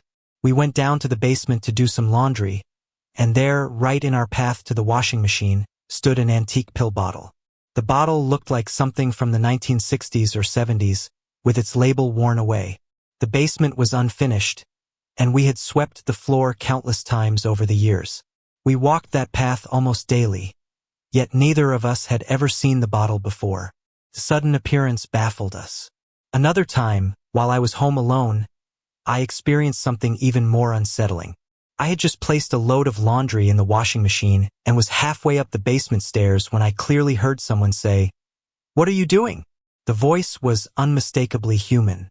The house was silent. No TV, no radio, and no one else inside. The clarity of it ruled out the possibility of the sound coming from outside. I was completely alone. In 2012, I was offered a job in another city, and we needed to sell the house. As we packed, I realized how much we had accumulated in just a few years. Every closet, the garage, and most of the basement were packed full, except for the corner near the basement stairs. The same corner our dog had growled at on the first day. That area, the driest and most convenient part of the basement, had remained untouched. It was as though we had unconsciously avoided it for 3 years, only going there for maintenance when absolutely necessary. Reflecting on our time in the house, it never felt like it belonged to us. It always felt like we were intruding in someone else's space, like unwelcome guests. I looked into the house's history but found no records of anything tragic or unusual happening there. Yet the feeling lingered. Now, we live in a new house in a new city. It's similar to the old one, but there's a sense of warmth and welcome here that we never felt before. Interestingly, the previous owners of this house loved dogs, so much they created a small pet cemetery in the backyard. Despite that, the energy here is positive, and even our dog happily ventures into the basement. It's a stark contrast to the unease we felt in our old home, a place that never truly felt like ours. In most of my paranormal experiences, I've never noticed anything truly bad happening to me because of them. Sure, I've had the occasional nightmare, but nothing emotionally scarring. That said, I often find myself reflecting on those moments, especially the one I'm about to share. It happened when I was about 14 or 15 years old. At the time, I had just moved downstairs into our basement. My older sister had recently had her first child. He was about 6 or 7 months old, and was still living with me and my mom while attending college. My new room was cozy but dark, and the basement itself always had an unsettling vibe, like I was being watched. To make it less creepy, I had a small artificial tree decorated with white Christmas lights, which served as a night light. I also left the stairway light on because the darkness outside my room made me uneasy. Even now, I still get chills whenever I go down there. This particular experience happened around midnight. I had been asleep when I felt something gently tickling my toes. It was such a light sensation that it woke me up. Groggily, I looked toward the door and saw what I thought was my father. He was standing partially behind the door, with only half of his body visible. The door was halfway closed, as I always kept it that way to block out the shadows beyond. At the time, I didn't question why my dad might be there. I simply assumed he had come home early from work and stopped by to say hello before heading upstairs to bed. Still half asleep, I smiled and got out of bed to greet him. But as I walked toward the door, he tilted his head slightly, almost as if he were curious about me. The figure looked a lot like my dad, tall, tan, with short white hair, wearing overalls and a red t-shirt. But something felt off. Before I could reach the door, the figure seemed surprised and quickly floated backward behind it. He didn't step or move his legs, he just glided out of view. Confused, I opened the door all the way, but there was no one there. I peered into the darkness of the basement, lit faintly by the stairway light, and thought I heard the faint sound of an older man chuckling. That's when the fear hit me. My adrenaline kicked in, and I slammed the door shut, scurrying back to bed as fast as I could. I dove under the covers, my heart racing. As I lay there, trying to convince myself it was just my imagination, I felt a gentle touch on my hair, like the comforting gesture of a father trying to calm his child. That feeling was so soothing that, despite everything, I eventually drifted back to sleep. The next day, my dad came home from his job. That's when it really hit me. There was no way the figure I saw could have been him. I've often wondered why some of the entities I've encountered resemble family members. Is it deliberate? A trick to make me lower my guard? I still don't know. Even now, I think back to that night in the basement.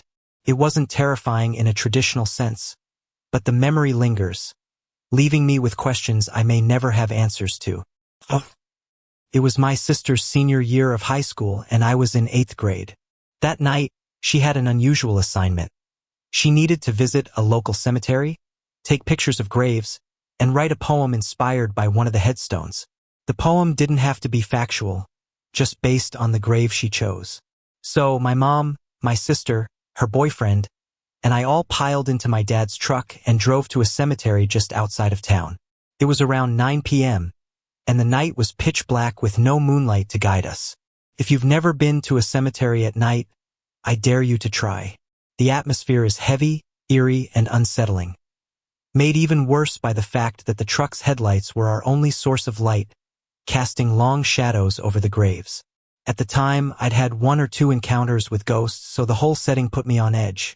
When we arrived, my sister and her boyfriend got out of the truck and began walking among the graves. My mom slowly drove along the cemetery's narrow road, trailing them as they searched for inspiration. I stayed in the truck, unwilling to step out into the darkness. We stopped at a grave with a statue of an angel. It stood with its arms open, gazing down as though it were waiting to embrace someone. My sister was captivated by it, but I was completely freaked out. In the beam of the headlights, the angel seemed almost alive, its gaze fixed on my sister, as though it were waiting for her to get closer. My skin crawled. As we drove further, I began to notice something even more terrifying. From the corner of my eye, I saw a black shadow dart out from behind a grave and vanish into the darkness. I wasn't sure if I had imagined it, until more shadows began to appear. They moved just beyond the reach of the headlights, visible enough to see their shapes but not their details. My sister claimed to have seen them too, and she described their faces as pale and lifeless, with dark, empty holes for eyes and mouths. Despite the unease, my sister needed to finish her assignment, so we pressed on. My mom, who hadn't noticed anything unusual, continued driving slowly through the cemetery. Then, something happened that I'll never forget. A shadow pressed itself against my window. Its face was horrifying. Eyes like black orbs and a mouth that stretched impossibly wide, like a snake unhinging its jaw. As it opened its mouth, I heard a sound that chilled me to my core. A rattling guttural noise, like something straight out of a horror movie. The air in the truck turned icy in an instant. Just moments earlier, I had been sweating from nerves, but now, I could see my breath in the frigid air. I froze, staring at the shadow in terror. I didn't scream, fearing my mom would think I was hallucinating. After what felt like an eternity, the shadow moved away and vanished into the darkness. As it disappeared, all the other shadows seemed to fade away too. My sister never saw the figure by the truck, but the experience left me shaken. Even after we left the cemetery, I couldn't get the image of that face out of my mind. I had nightmares about it for years. That night felt like it lasted forever. It was one of the most terrifying experiences of my life, and even now, I still think about those shadows and wonder what they really were. This experience happened when I was around 14 or 15 years old. My best friend and I met in high school gym class. At first, we didn't get along. She would constantly pester me and I would ignore her. It was a strange cycle that went on for a while. But eventually, after about a month of her persistence, I gave in, and we became fast friends. Despite being polar opposites in personality, we shared many similar interests and spent as much time together as possible. After I had visited her house a few times, she told me about a spirit they called Charlie. Apparently, her house had been built on a gravesite where a family was buried improperly. No coffins, just bodies thrown into the dirt and covered. From the time her family moved in, they experienced strange occurrences. Objects moving on their own, doors opening and closing randomly, and eerie noises at night. Everyone in the family, including her parents and brothers, had noticed these things. The name Charlie came from an unsettling experience my friend had when she was home alone. After stepping out of the shower, she saw the bathroom mirror steamed up, with the name Charlie written on it. From then on, the family started calling their ghost Charlie. My friend assured me that Charlie had never hurt anyone, though his presence was undeniably creepy. A couple of weeks after hearing about Charlie, I went to her house for a sleepover. We spent the evening doing typical high school stuff, playing video games, eating pizza, and talking late into the night. By 1 a.m., we were exhausted and decided to go to bed. We chatted for a bit longer before falling asleep. What happened next is based on my friend's account, as I don't remember any of it myself. She said she woke up to a strange noise in the room, like a plastic clothes hamper tapping gently against the wall. Concerned, she tried to wake me, but when she looked at me, my eyes were already open. However, I wasn't awake. I seemed to be in a deep sleep or some kind of trance. Here's what she says I spoke. "Who are you? What is your name? What? I can't understand you. Bill." After that, my words became incomprehensible, like gibberish. My tongue sounded loose, as if I was trying to speak but couldn't form proper words. My friend, understandably scared, grabbed her flashlight and turned it on. That's when she noticed something in the corner of the room. Standing there was a man. She described him as tall, with tan skin, wearing a hat and farmer's clothes. He was just staring at her. Terrified, she watched as he mouthed words silently, while I continued to respond in my strange gibberish. After a moment, the man slowly melted into the wall and disappeared. As soon as he was gone, I stopped talking and seemed to fall back into a normal sleep. The next morning, my friend told me everything that had happened. I was completely freaked out. I had never communicated with a spirit before, certainly not through words or whatever gibberish I had been speaking that night.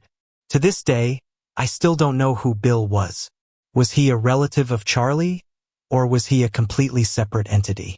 I have no idea, but that experience remains one of the strangest and most unsettling moments of my life. Over the past year, my family has been experiencing a series of unsettling and random paranormal events. It all seemed to begin after my mom's boyfriend passed away from cancer. I'm not sure if his death is connected, but the timing makes me wonder. The first major incident happened one night when I woke up to the sound of voices in the house. It was a man and a woman, and their conversation sent chills down my spine. They talked about wearing us, as in wearing our skins. The phrase immediately brought skinwalker or demon to mind. This wasn't the first time I'd heard them, though. On earlier occasions, they'd said things like, "Everyone's asleep," or scolded me for accidentally waking up one of my kids. The things they said started innocently enough but grew progressively more disturbing. Sometimes I can't make out their words, but their presence alone is enough to wake me, and they've woken my kids as well. My children have been deeply affected.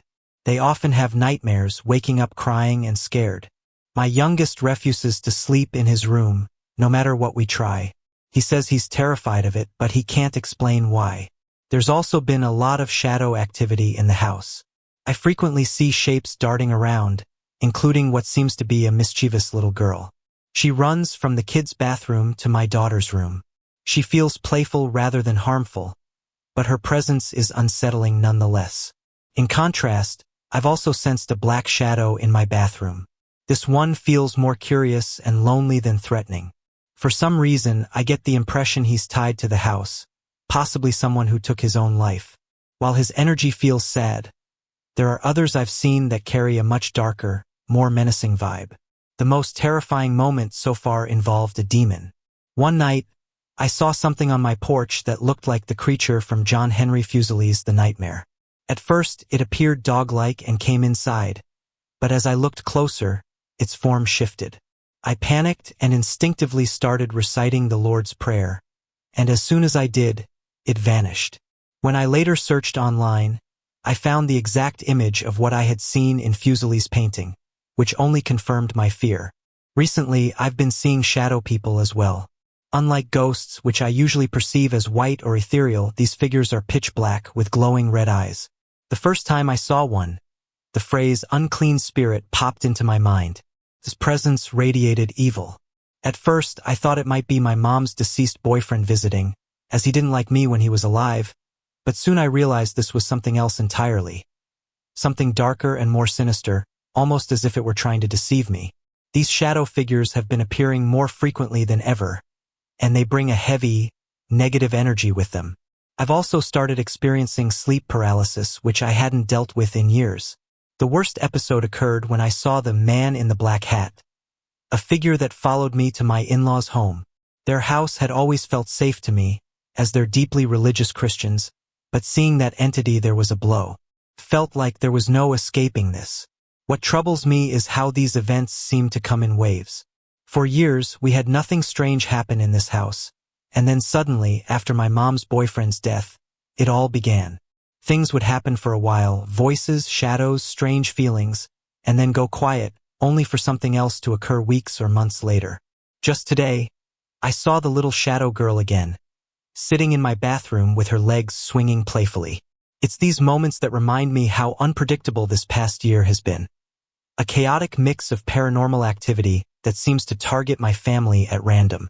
I've dealt with paranormal experiences my entire life, but never as frequently or as intensely as now.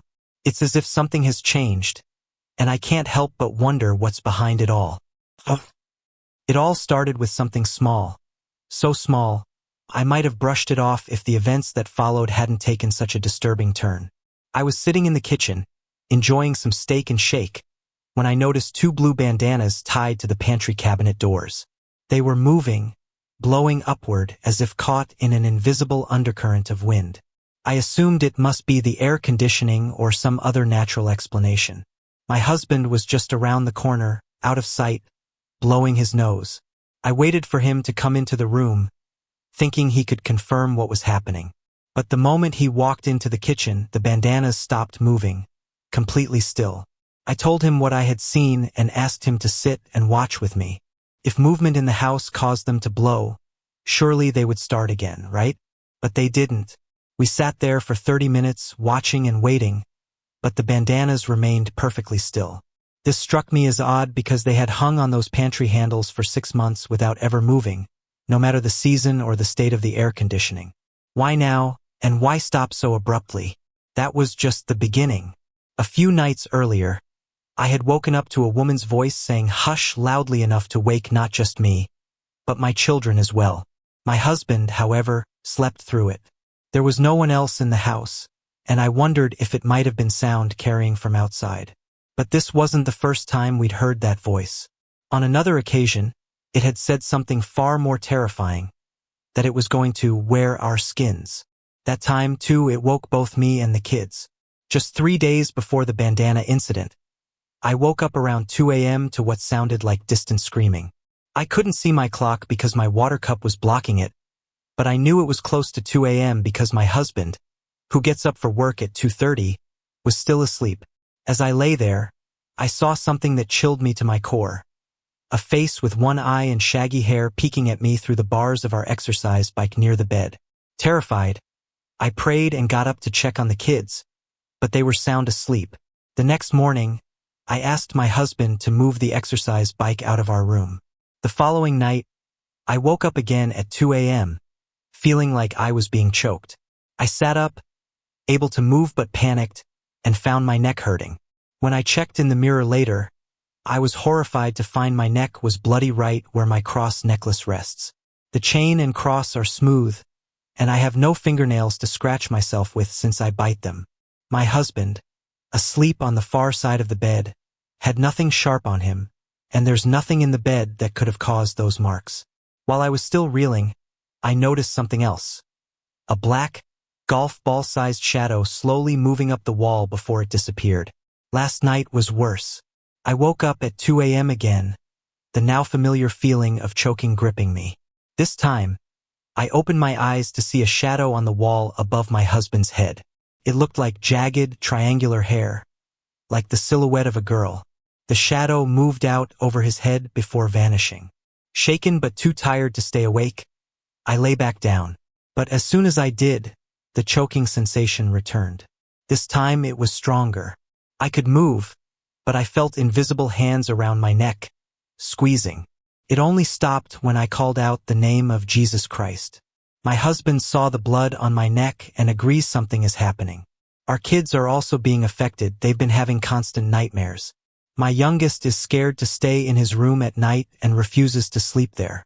I believe we're being targeted by something demonic. I've begun taking steps to protect my family and our home. I've prayed throughout the house and am in the process of obtaining holy water. A friend offered to help, but her daughter broke her ankle shortly after I asked for the water, delaying the process. I don't want to push her but hope to have it soon. In the meantime, I've also purchased white sage and have asked my husband to start videotaping any unusual activity. I don't know why this is happening. I only know that it started recently and has escalated quickly. I'm terrified for my family, but I'm determined to fight this. I have 2 experiences I want to share that I personally feel are connected. Lately, they've been on my mind constantly. The first involves a UFO, and the second is tied to native drumming and singing. After sharing these experiences, I'll provide some background about life on the farm, as I feel there are parallels between my story and others who've described similar occurrences. As a kid, I spent every summer on my grandparents' old farm, now called Crane Kettle Farms, near Stockton, Missouri. The farm was in the middle of nowhere. 80 acres of cows, chickens, and plenty of space to roam. One evening, as the sun dipped low on the horizon, I was sitting on the front porch with my grandfather and brother, looking out over the farm. Suddenly, beyond the tree line, we noticed what looked like a star. It rose up into the sky, paused, and then shot off like a streaking meteor. We sat there in disbelief, exchanging stunned glances. I was about 10 to 12 years old at the time and didn't fully grasp what I had witnessed, but I knew it wasn't normal. The second experience happened sometime after the UFO sighting. I can't pinpoint how many years later, but it was during the same period of my childhood. My brother, cousin, and I had just finished putting the chickens, ducks, and geese into their pens for the night. As we walked back toward the house, we began to faintly hear the sound of drumming and singing. It was soft at first, like it was coming from far away, but it quickly grew louder. The strange part was we could see for a good distance around us, especially in the direction the sound seemed to come from. Yet we saw nothing. The drumming and singing surrounded us, growing closer and louder until it felt like it was right on top of us. Still, we couldn't see anyone or anything. It was exactly what you'd imagine Native American drumming and singing to sound like: haunting, rhythmic, and otherworldly. I remember seeing my grandmother step out onto the porch, and I immediately bolted toward her.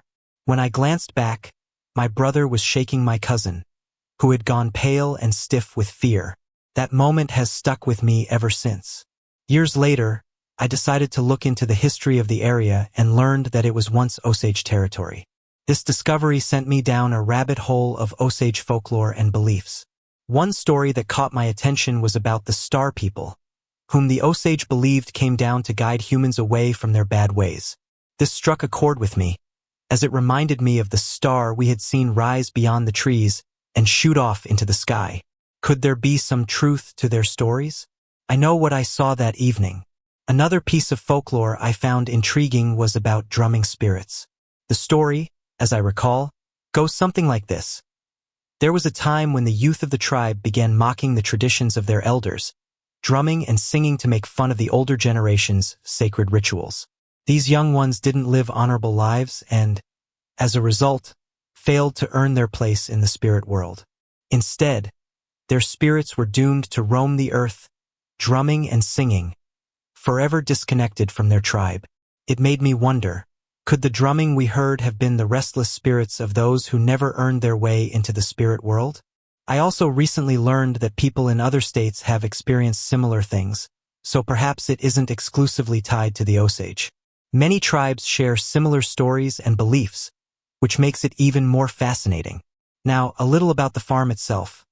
It was isolated and serene, the kind of place where a boy could lose himself in the natural world. My brother and I spent our summers there, with only the occasional visit from cousins who might stay a few days before disappearing until the next summer. I spent my days wandering the fields and creeks, catching crawdads, fishing in the pond, or playing with frogs. There was even a cow I could lean against to nap, and she wouldn't get up until I did. It was a beautiful, peaceful place, until the sun set. My mom would sometimes tell us that, as night fell, she could hear drumming and singing off in the distance. At the time, I didn't believe her. But now, after what I've experienced, I know she wasn't making it up. That's my story. These experiences, especially the drumming and the sight of that star-like object, have stayed with me all these years. Over the years, I've had several unusual experiences, and while they might seem small to some, they've left a lasting impression on me. I believe these events might be connected to my grandfather who passed away 5 years ago. Here are a few of those moments. The soap incident. A few years back, my younger sister and I were relaxing on our back patio, listening to music, while our parents were in the garage. Our house has a long hallway with a laundry room in the middle, and I'd make frequent trips inside to grab a snack or drink. I never saw my parents come into the house during this time, or anywhere near the laundry room.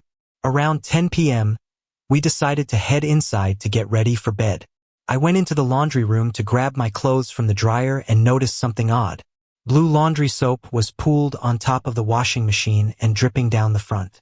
At first, I assumed the soap container had fallen and spilled.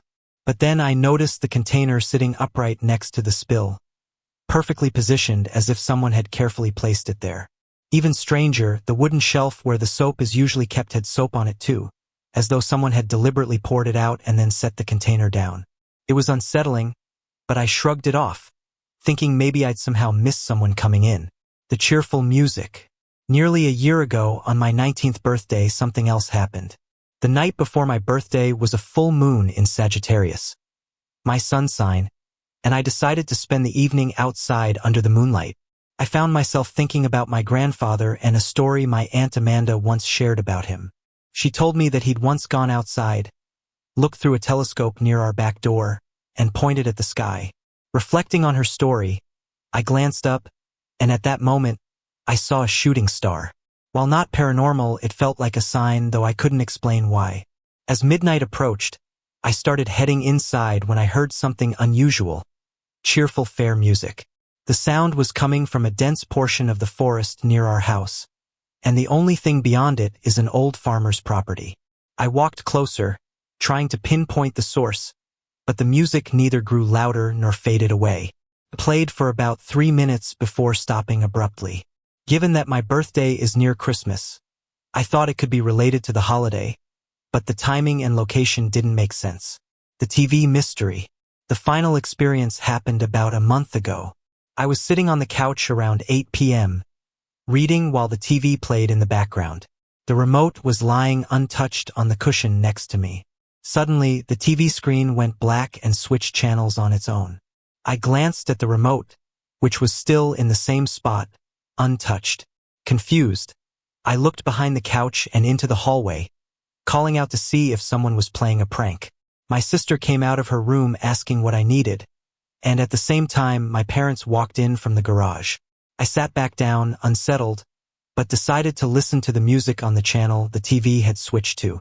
I grabbed the remote to turn up the volume, but after raising it 2 notches, the remote stopped working entirely. To my shock, the volume bar began decreasing on its own until it reached 0. I tried again to switch the channel or raise the volume, but the remote wouldn't respond. 5 minutes later, it started working again as if nothing had happened. A week later, my curiosity got the better of me, and I searched through the TV guide to find the music channel. When I played it, my grandmother overheard and told me it was exactly the type of music my grandfather used to love. This discovery left me amazed and further convinced that these experiences might be connected to him. Each of these moments, though brief, has stayed with me. They make me wonder if my grandfather is somehow watching over us, leaving little signs to remind us of his presence. Whether it's a spilled soap container, cheerful music in the woods, or a TV acting on its own, these experiences are a part of my story, and I hold them close. The first time I recall seeing him, I was around 8 years old. My bed had recently been moved to face the window in my room. It was nighttime, but the outside was well lit. That's when I saw him, a cloaked, black figure with a hood obscuring most of his face. What little I could see of his face was pale, maybe translucent, and appeared to have blood dripping down it. I'm not sure if I'd call him solid, but he was vivid, and I remember every detail. The next time I saw him, I was around 12 or 13. I was sitting in the basement of a different home with a friend, facing her. I blinked, and in my mind's eye, I suddenly saw the basement from her perspective, and there he was, standing behind me in a doorway. Not long after, I visited a small Wiccan shop. The moment I entered, the owner's face drained of color, and she practically ran out of the room. Her husband later explained that she sensed a dark energy surrounding me. At the time, I interpreted this as darkness in my aura. The timeline of events gets a bit foggy from here, but there's one decision I made that I deeply regret. After the basement incident, I decided to use a Ouija board in that same basement, hoping to contact my late uncle. Instead, I believe I opened the door to other spirits, or perhaps gave this entity a stronger foothold. Not long after, I started hearing his voice in my head. I know how crazy that sounds, but it wasn't threatening, at least not at first. He told me his name, though I've since forgotten it, and claimed to be someone connected to one of my past lives. He said that in that life I had committed suicide at 17, and he implied that he was trying to guide or help me. Things took a darker turn, though. I began to fear that he was manipulating me. Desperate to break free, I attempted a binding ceremony. At the time, I was in my early teens and had no idea what I was doing. I'm certain it didn't go as planned. Afterward, the voice stopped. I haven't seen him directly since, but I've felt his presence many times over the years. My husband has caught glimpses of him in every house we've lived in, 5 different locations in total. For a while, he thought it was something following him, but I believe it's tied to me. I've saged our homes, performed cleansing rituals, and done everything I can to remove negative energies, but something always lingers. Last night, everything resurfaced. I was having a conversation with my stepbrother's girlfriend. We barely know each other and haven't spoken much. My mom brought up the Wiccan shop incident, asking what the owner had said to me. When I explained that the owner had been disturbed by my energy, my stepbrother's girlfriend surprised me by saying she didn't think it was my energy. She admitted that when she first met me, she saw a cloaked figure standing behind me. She described him perfectly without ever knowing my story. She even confessed that she had to leave quickly because his presence was overwhelming and intimidating. She added that he seemed to not want anyone near me, and she was terrified to admit that she saw him again last night. Her words shook me, especially since I've tried for years to convince myself he's no longer here. I'm now 26, and this entity has been with me for around 18 years. I've gone back and forth, questioning whether he's malevolent or a misunderstood guiding spirit. Either way, I feel like his presence is holding me back from reaching my full potential. Does anyone have advice or experience with something similar? I believe I may have bound him to me during that poorly executed ceremony, and I'm torn about what to do. Should I release him even if he might be malevolent? I don't want to unleash harm into the world, but I also long to be free of him.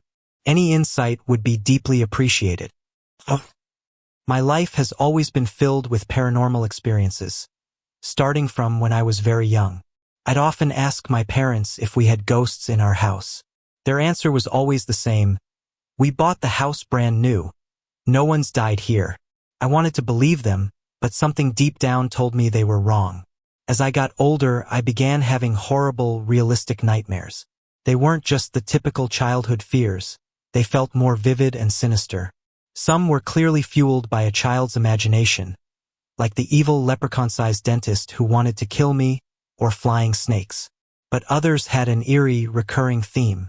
One nightmare stood out. It was my mother's birthday, and I just learned how to read. My grandmother handed me a card to read aloud to show my mom how much I'd improved. I struggled with the words, and the second I finished reading, my mom suddenly died. My grandmother laughed as I cried uncontrollably. The nightmare was so vivid, I woke up screaming, and my dad had to comfort me for what felt like forever. Another recurring nightmare was about a witch who lived in the walls of my grandmother's basement. And then there was the time I'd been watching Blue's Clues in the playroom. I must have fallen asleep because I had a nightmare where a witch came out of the closet and tried to attack me. For reasons I still don't understand, the recurring theme of a witch has haunted my dreams throughout my life. After my parents divorced, I started splitting my time between their homes.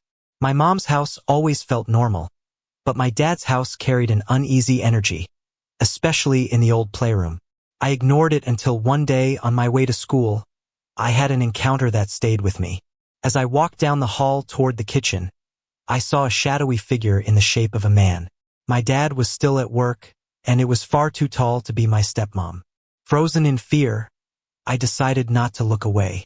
Instead, I tried turning on the lamp beside me, but it wouldn't work. As I stared at the shadow, it began to move, not with the natural bounce of someone walking, but gliding smoothly to the right, disappearing behind the wall. Terrified, I managed to get the lamp on, but the shadow was gone. Against all better judgment, I followed where it had gone, but there was nothing there. I texted my stepmom to ask if she'd been in the kitchen, but she replied that I'd just woken her up.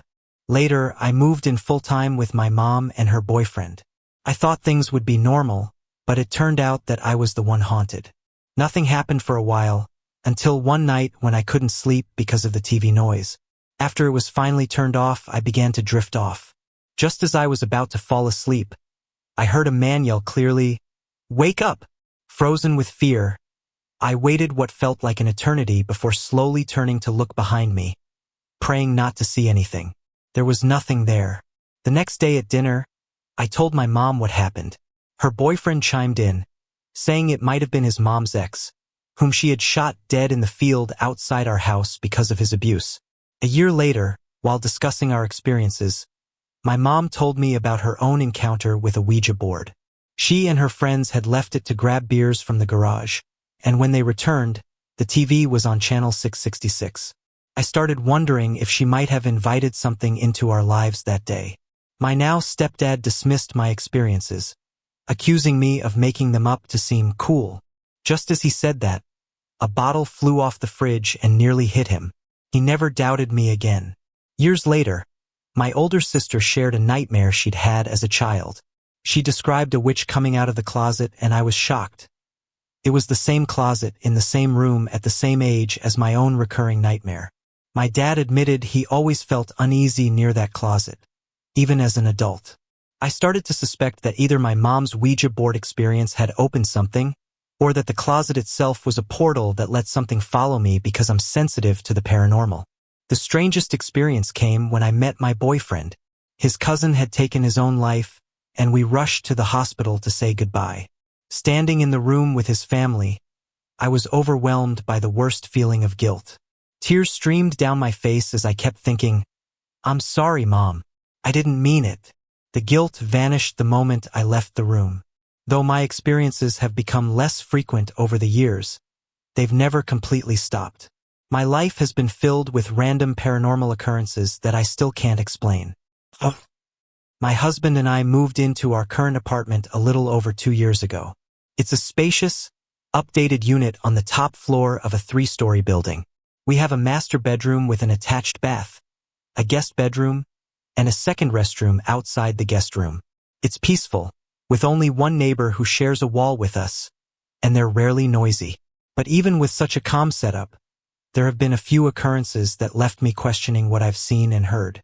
When we first moved in, I noticed something odd. The hall light outside the bedrooms would often be on in the morning, about 2 to 3 times a week. Initially, I thought one of us must have left it on by accident. But after multiple occurrences and repeated denials from my husband, I decided to test it. One night, as we headed to bed, I jokingly said to him, "Okay, this is me turning off the light, so we know for sure it's off in the morning." I turned it off and we went to bed. The next morning, while my husband was still asleep, I came out to find the hall light on again. The switch flipped up. My heart started racing. There was no reason for either of us to come out during the night. The master bedroom has a bathroom and we always go to bed with water bottles. Despite this unsettling pattern, the light incidents eventually stopped about 6 months ago, leaving me baffled. I've considered sleepwalking as an explanation since I used to do it years ago, but my husband assures me he hasn't seen me sleepwalk since, and he always used to catch me in the act. Another incident happened about a year ago in the master bedroom. I woke abruptly to a soft sound, a thud or a pop. The bedroom door leading to the balcony always lets in a bit of light from the streetlights outside. As I turned my head toward the door, I saw a figure standing about a foot in front of it. The silhouette was male, roughly 5 feet 7 inches, wearing a hat and facing our bed. The figure had no distinct features, but I could see its shoulders and torso clearly. Startled, I jolted out of bed and turned on the room's light, waking my husband in the process. Of course, there was nothing there. My heart pounded for a good 30 minutes as I tried to rationalize the experience. Was it a dream bleeding into reality? I'd had a similar encounter when I was 14, waking to see a figure standing by my bed. That time, it had been so close to my bedside lamp that I thought my eyes were playing tricks on me. But the feeling of presence had been overwhelmingly real. The most significant incident happened just last night, which is why I decided to write all of this down. I had gone to bed at around 11:30 p.m. and woke up exactly 45 minutes later. I don't know why I woke, but I immediately noticed something unusual on my nightstand. It was black, roughly the size of a bird, and sitting only about a foot from my face.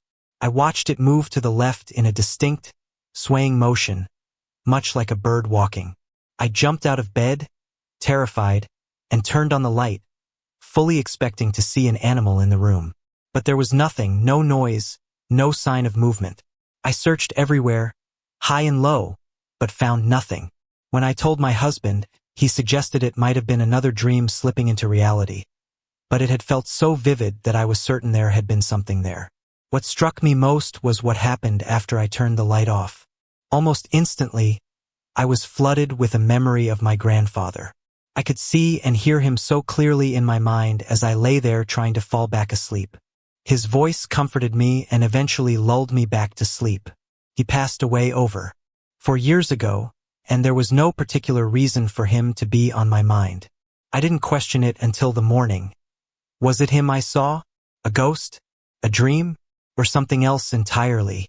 There are also smaller things that happen from time to time, like the closet light being on when no one touched it, or faint thuds coming from the space above our apartment. Minor things, but they add to the puzzle. I'm not the type to dismiss paranormal experiences, but I also try to find rational explanations. Still, these incidents have left me with more questions than answers. I'd love to hear your thoughts on what might be happening. Thanks for reading, and I'll update if anything else occurs. In 1999, My ex-husband and I were living in Missouri with our 2 young boys, aged 3 and 1. We found a charming old farmhouse in the countryside with affordable rent. It was a 2-bedroom house at the top of a hill, accessed by a long gravel driveway. Surrounding the house were several old farm buildings, clearly remnants of a once thriving farm from the 1940s or 50s. We immediately fell in love with the place and moved in, though we didn't end up staying long, just 5 or 6 months. At first, everything seemed perfect. We were happy and settled in. But I couldn't shake a strange feeling when I sat on the screened-in sun porch at night. It overlooked the old buildings, and I often felt like I was being watched. The property had its fair share of night noises, which I chalked up to typical countryside sounds, but I began limiting my evening trips to the porch. We moved in around May or June, and by the time Halloween was approaching, the atmosphere had started to shift. One day, my ex-husband and I were outside with the boys near the old, sealed well. We wondered why it had been abandoned, as the owners had built a newer well nearby with a well house around it. Out of curiosity, we went into the well house and peered down the deep, dark hole. I made a comment about how creepy it was and wondered how far down it went. My ex suddenly said, "Wait, I think I see something," and climbed in slightly to retrieve it. When he came out, he was holding a wooden object. I took it from him and assumed it was some kind of Halloween decoration left by previous tenants. Without thinking much of it, I leaned it against the fence in the front yard as a decoration for the season. That's when things started happening. I noticed my 3-year-old son, who had always been close to his brother, suddenly started playing alone. I'd find him in different parts of the house, talking to someone. At first, I didn't think much of it. Kids have imaginary friends all the time. But it went on for over a week. One afternoon, I called him into the kitchen for lunch. He came in, still in the middle of a conversation with no one. I asked who he was talking to, and with his limited vocabulary, he replied, "My friend." I asked if his friend was nice, and he nodded. Curious, I asked what his friend looked like. He shrugged and said, "He has no head." That caught me off guard. From that moment on, I didn't let him play alone and encouraged him to stick with his brother.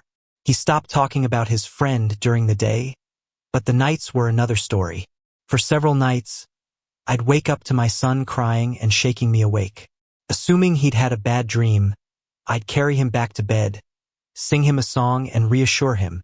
But he always begged me not to leave, and this became a nightly ritual for about a week. One day, during a game of hide-and-seek, I stood in the hallway counting to 10. The hallway had an odd, low cupboard running along one side. As I counted, I heard the cupboard doors creak open. Thinking my boys had chosen to hide there, I tiptoed over and flung the doors open with a loud boo. But to my surprise, they weren't there. When I eventually found them, they had been hiding in the laundry room at the back of the house. The incident left me puzzled, but I didn't dwell on it. That night, I woke to my son screaming. I rushed to his room and found him sitting upright, crying and pointing to a small cupboard in his room. It was an oddly sized compartment at the bottom of a larger set of cupboards. The door was slightly open. I walked over and shut it, but he kept staring at it, trembling. I asked what was wrong, and he said, "That's where my friend stays."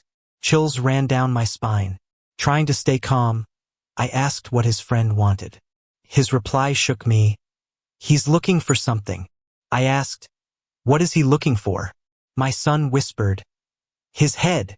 Terrified, I demanded to know the name of this friend. He said, "George." Out loud, I confronted the entity. "George, I know you want to find your head, but my son is only 3. He needs to sleep. Leave him alone or you'll deal with me." My son found it amusing to watch me yell at thin air, but it didn't solve the problem. For the next few nights, he'd scream and hide under his bed, refusing to open his eyes until I turned on the light. Finally, I moved both boys into my room, which seemed to stop the disturbances. On one of our last days there, I was sitting on the porch and noticed the wooden decoration we'd found in the well. Something urged me to take a closer look. The name George was carved into it, along with a last name, birth and death dates, and the chilling phrase, "He cannot rest until he finds his head." I felt sick. I had my ex-husband put the wood back in the well, and we packed up and left the house shortly after. After we moved, my son stopped having night terrors, and things went back to normal. I hoped he'd forget the ordeal, but years later, when he was 13, he brought it up, asking questions I couldn't answer. I was stunned he remembered so much. A year ago, I looked up the property on Google Earth. The house is gone now. I still wonder if George ever found his head. In March 2014, I started a new job in Missouri working for a marketing company. It was a demanding, travel-heavy job that kept me on the move. Luckily, my parents offered me a house they had inherited but weren't using. The house had been in my family since my great-grandfather built it in the 1960s. Though it came with a history, I saw it as a practical solution for a place to stay. The house's history, however, was far from ordinary. My great-grandfather had suffered from severe depression and tragically took his own life at work, wanting to spare his wife the trauma of finding him. But upon hearing of his death, my great-grandmother took her life in this very house. Afterward, the property passed to my grandfather, who later died of diabetes in a hospital. Eventually, my father inherited it and allowed my aunt and great-aunt, both elderly and disabled, to live there. My great-aunt moved into a nursing home where she passed away, and my aunt, who was a heavy smoker, died of cancer 2 years ago. Now, the house is mine, and I've been slowly repairing it as time and money allow. When I moved in, the house was in rough shape. I slept on the kitchen floor because the other rooms were either being painted or needed repairs. The nights were eerie. I heard creaks, cracks, and scratches that I later discovered were caused by raccoons. But there were also unexplained footsteps and knocking sounds. I tried to ignore them, but they made the house feel nightmarish. For the first year, I often slept with the lights on, my face buried in a pillow, and found more comfort on the road than at home. By April 2015, things had improved. I'd made significant progress, repainting rooms, replacing fixtures, and upgrading appliances. Finally, I had a proper bed and a house that felt more livable. But in hindsight, I may have made a mistake. Let me explain. When I first moved in, I noticed a voodoo talisman hanging on the front door. My aunt, who had lived there before me, wasn't superstitious as far as I knew, but I couldn't bring myself to remove it. Something about it unnerved me. Eventually, though, I decided it was time. Thinking, I'm a Christian, I don't believe in this ghost stuff, I threw the talisman away, along with the rusty pin that had held it. For weeks, nothing happened, and I thought I had nothing to worry about. That changed when I got a cat to keep me company. She was still adjusting to the house, so I pulled out a mattress and slept on the living room floor to keep her close. Big mistake. That night, as she ran around and meowed endlessly, I suddenly heard a distant yet clear voice, a girl's voice singing. The words sent chills down my spine. "Help me, I live here. Help me, I live right here." Her tone was desperate, crying. The sound echoed through the house, coming from the direction of the bathroom. I froze. It wasn't fear that paralyzed me, but an icy chill, as if a cold breeze had passed through me. When I finally gathered the courage to check, I found nothing, of course. But my cat had noticed too. She sat in the hallway, staring up at the door for hours, completely silent.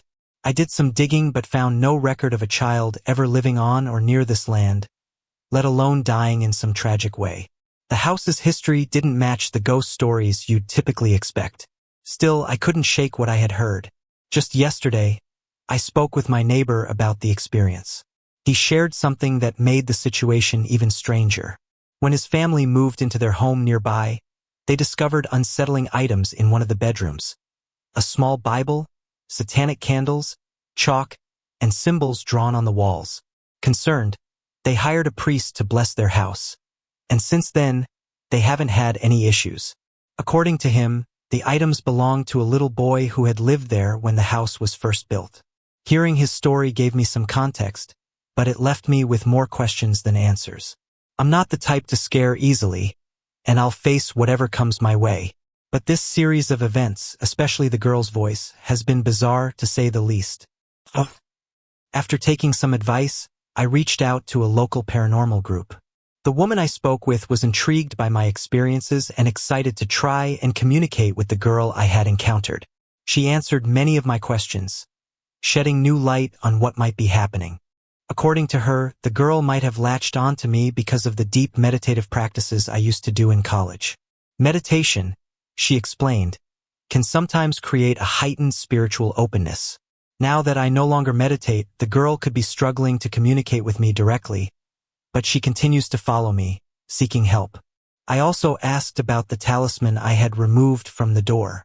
The woman told me it was likely my aunt's way of keeping spirits at bay. By removing it, I might have unintentionally broken the barrier, allowing the girl to return.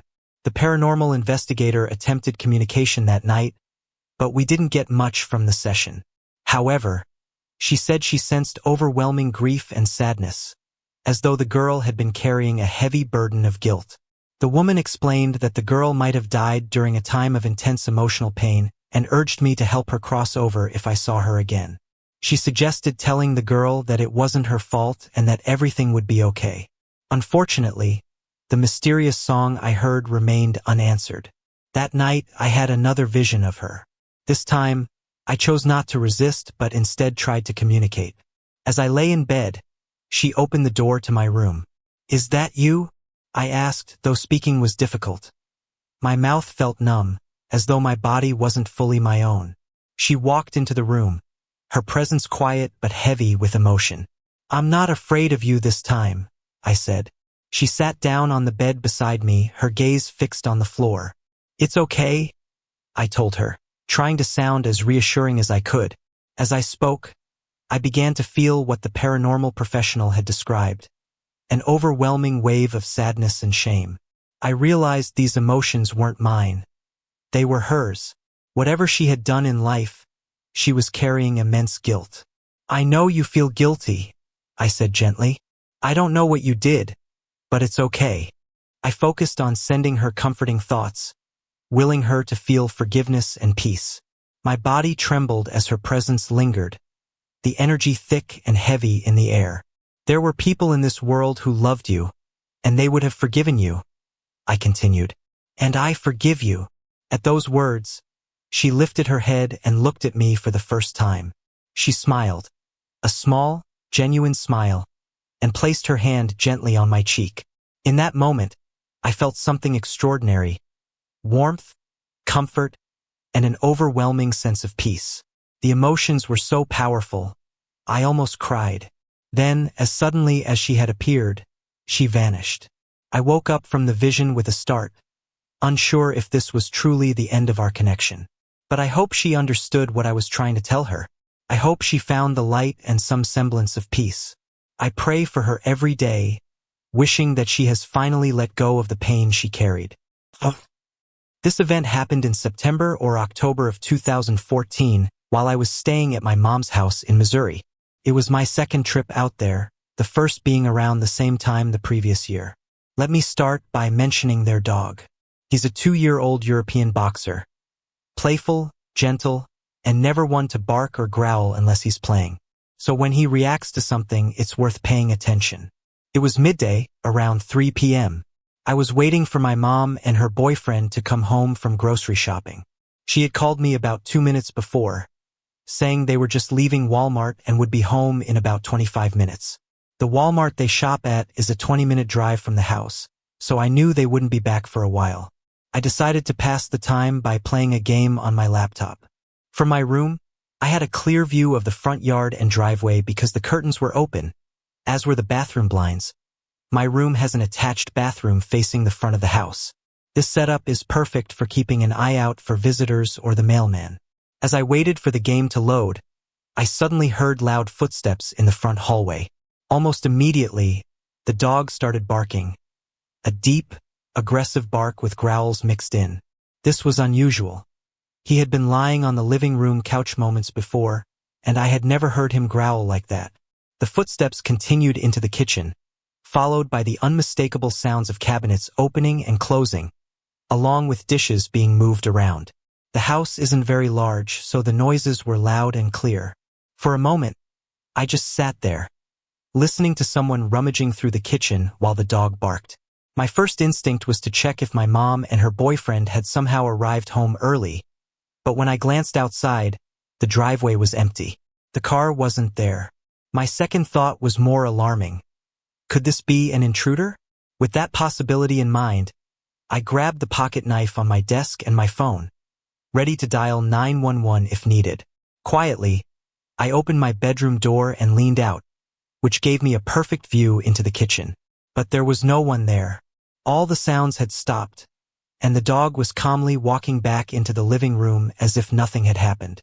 This didn't make sense. There was no way someone could have left the house so quickly without me noticing. There are only 3 doors leading outside.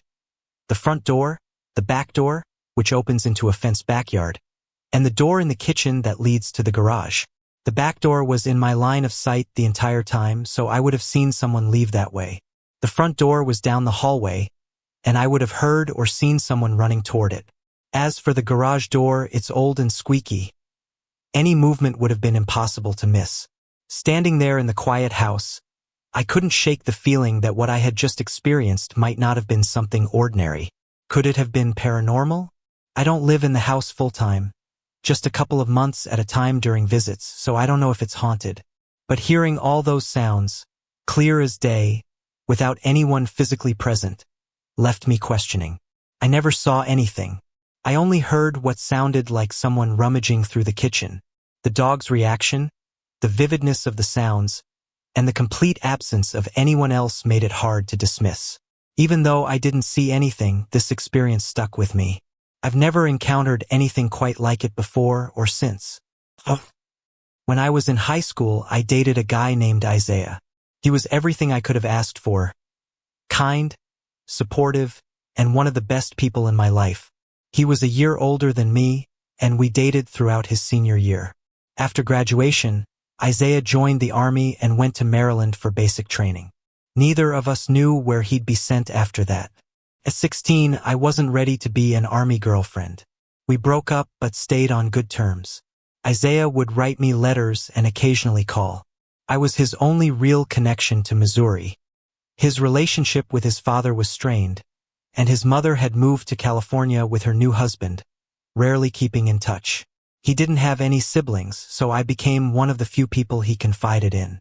Despite our continued contact, I started dating someone new, a guy named Jack. Jack was 22 and worked as a mechanic at a friend's dad's garage. We dated through my senior year, and while Jack knew Isaiah and I were friends, he didn't know we had once dated. In December, Isaiah came back to Missouri for a visit. Instead of heading to California to see his mom, he stayed with a friend near my hometown. Jack had been busy working long hours to save for a new car, so I hadn't seen him much.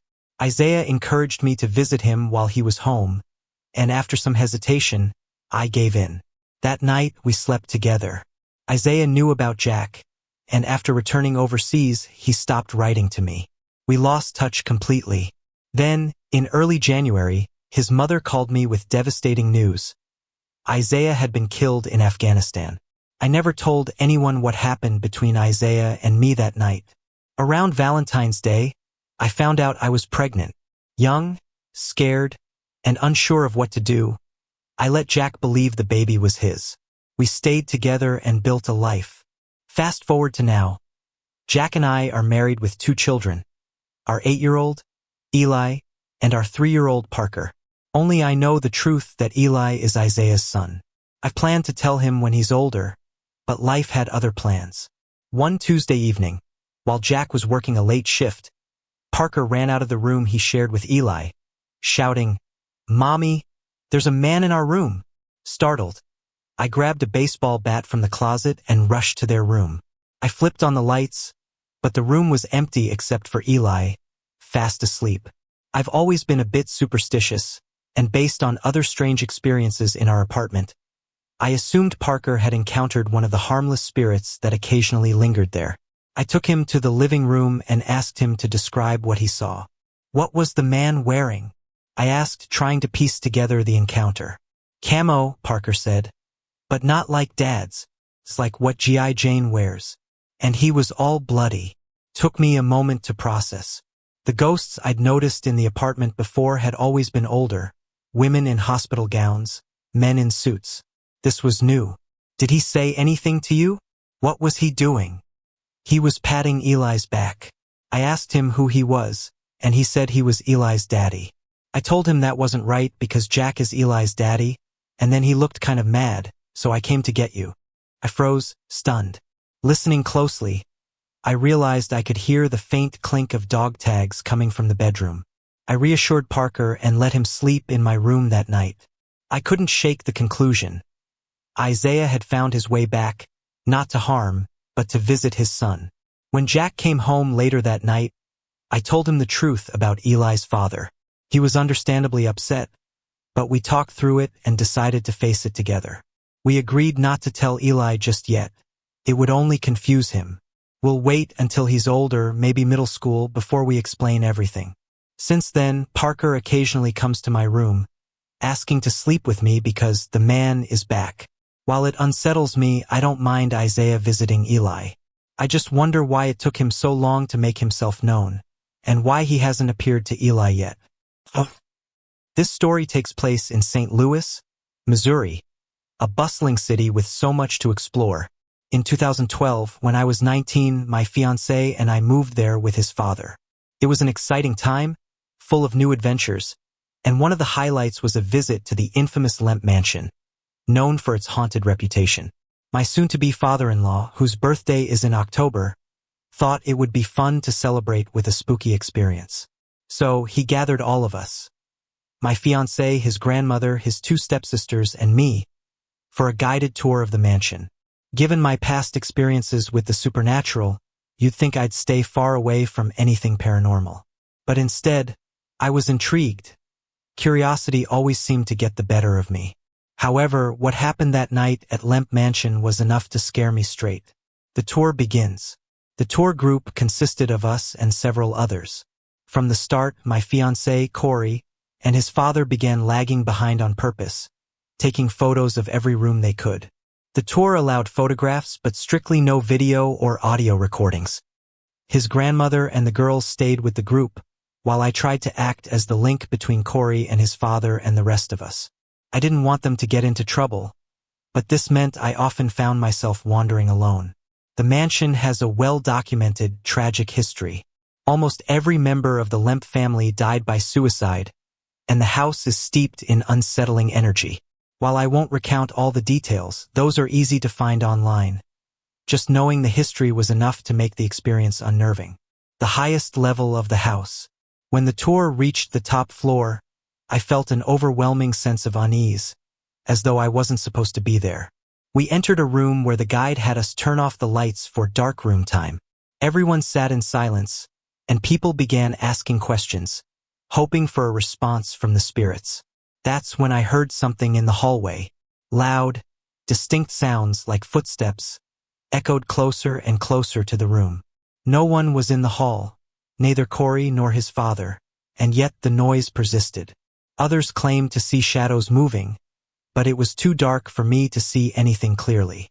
Afterward, the tour continued downstairs, but Corey and his father lingered behind, snapping more photos despite my warnings that they'd get us kicked out. Frustrated, I decided to do a little exploring of my own. The push on the stairs.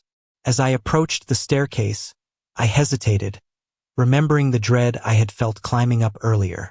Suddenly, I felt a force shove me from behind. I would have fallen if not for the handrail. Shaken, I hurried down the stairs as fast as I could. The basement encounter. What I did next would have definitely gotten me thrown out if I'd been caught. I went to the basement even though it was off limits. It was pitch black and I didn't have a flashlight.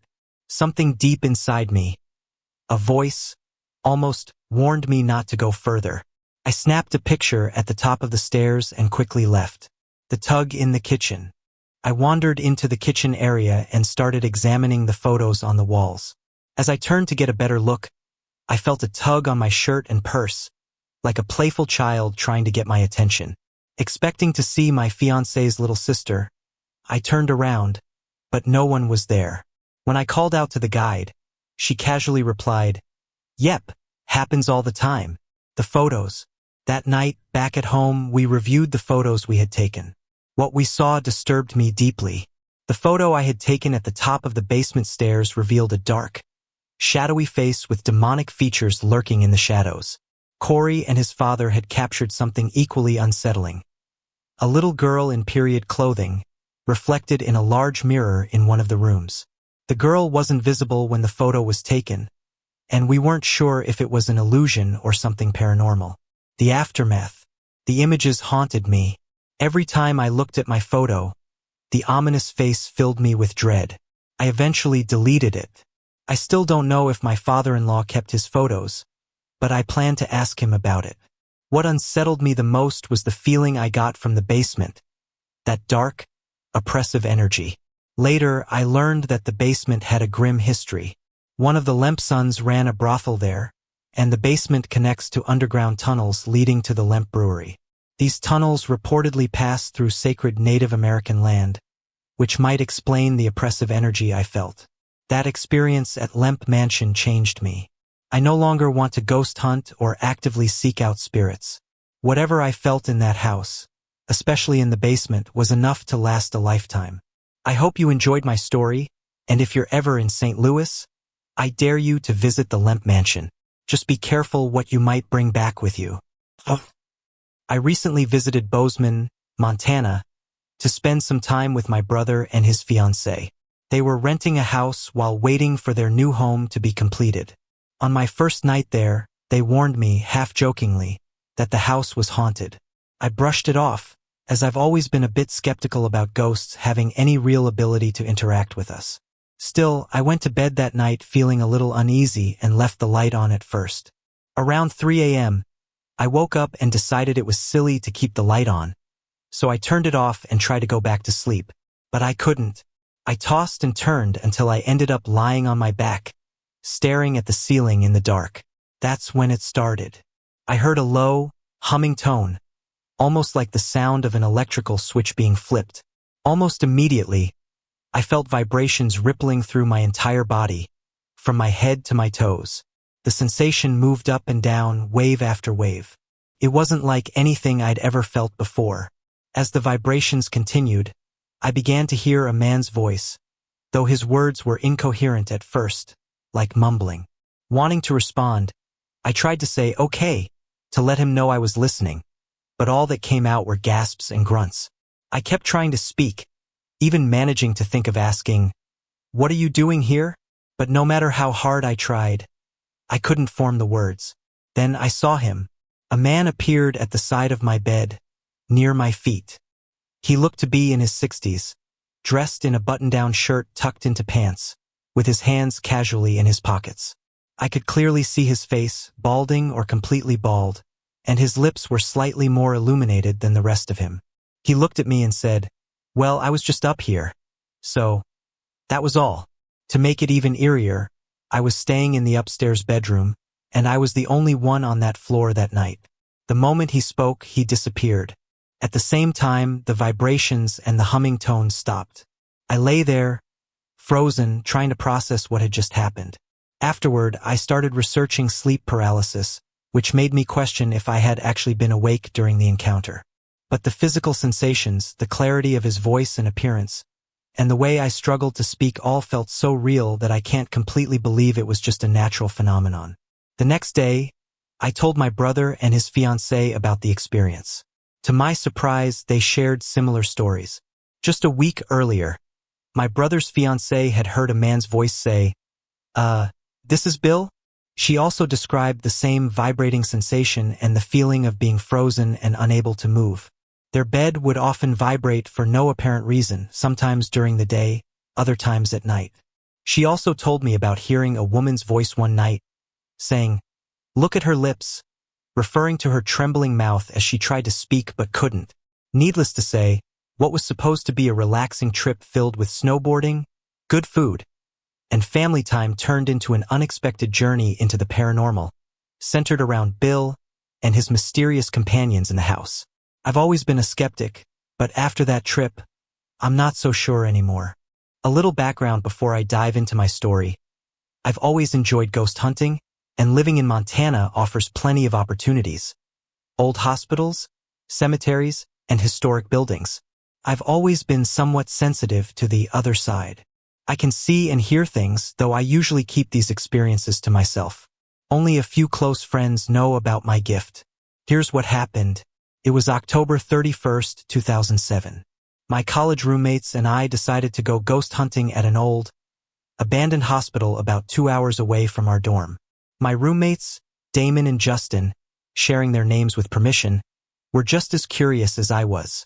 Damon, in particular, was excited and brought along a Ouija board, a vintage one from the mid-1900s that he'd received as a gift from his stepfather. I personally don't mess with Ouija boards. I've always believed them to be dangerous and potentially evil. The hospital was massive, so we decided to split up.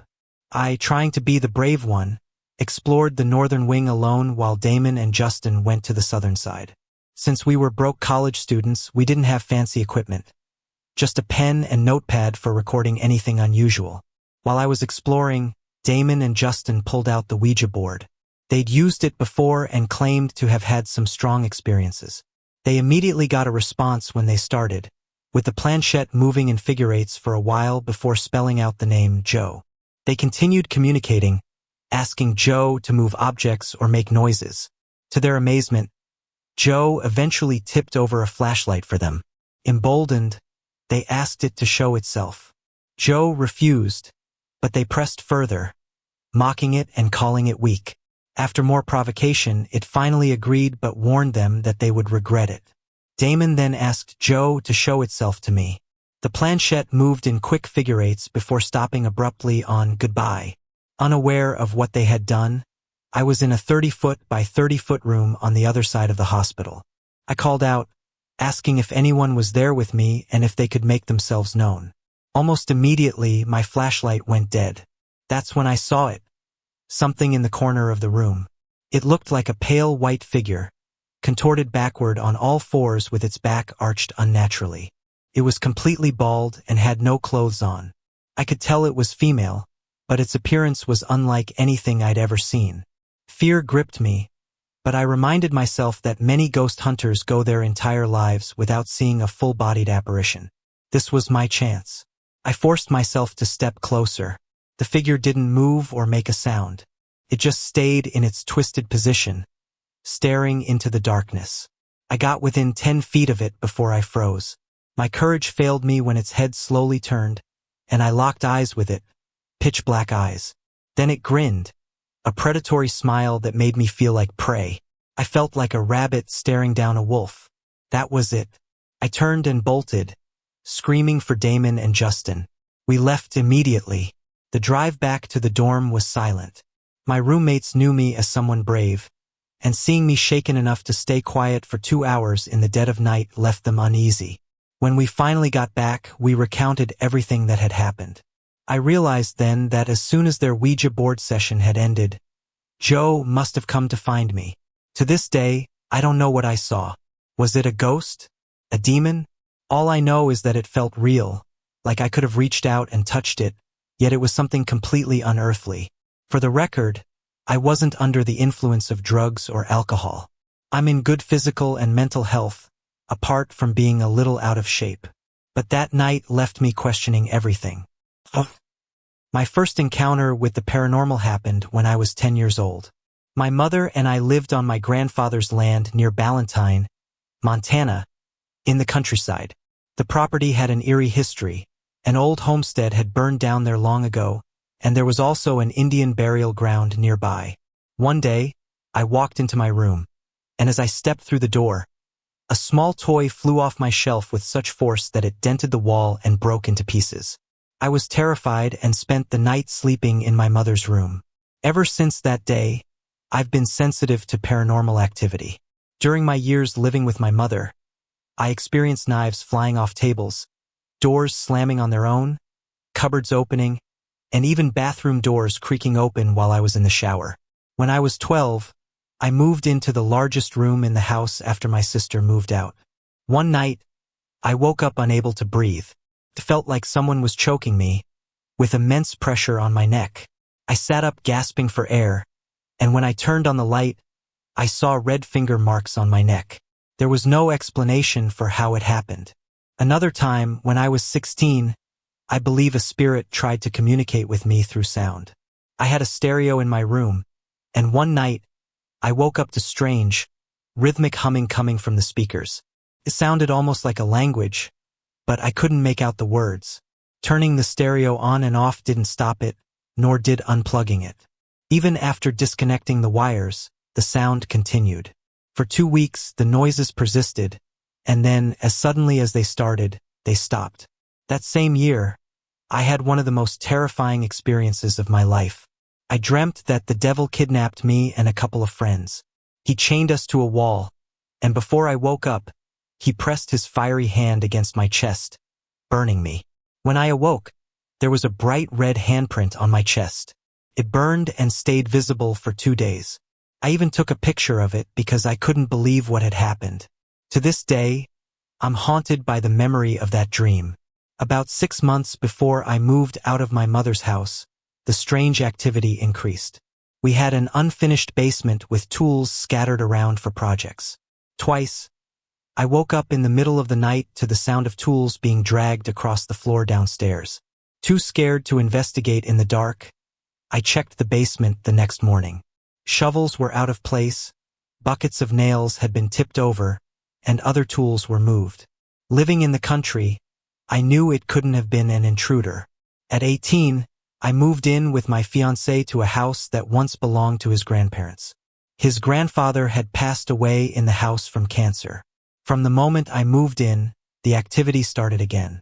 The oven timer would go off randomly, and we would come home to find the bathtub running or the living room fan on when we were certain everything was off. Over time, these experiences became more frequent and intense. 4 nights ago, I had my first sighting of a shadow figure in this house. It was around 11 p.m., and my fiancé was still at work. I was lying in bed with my cat, Puss, about to fall asleep, when she suddenly jerked her head up. I opened my eyes and followed her gaze. Emerging from my closet, I saw a shadowy man, about 5 feet 6 inches, standing there. He disappeared after 2 seconds, but those moments left me shaken.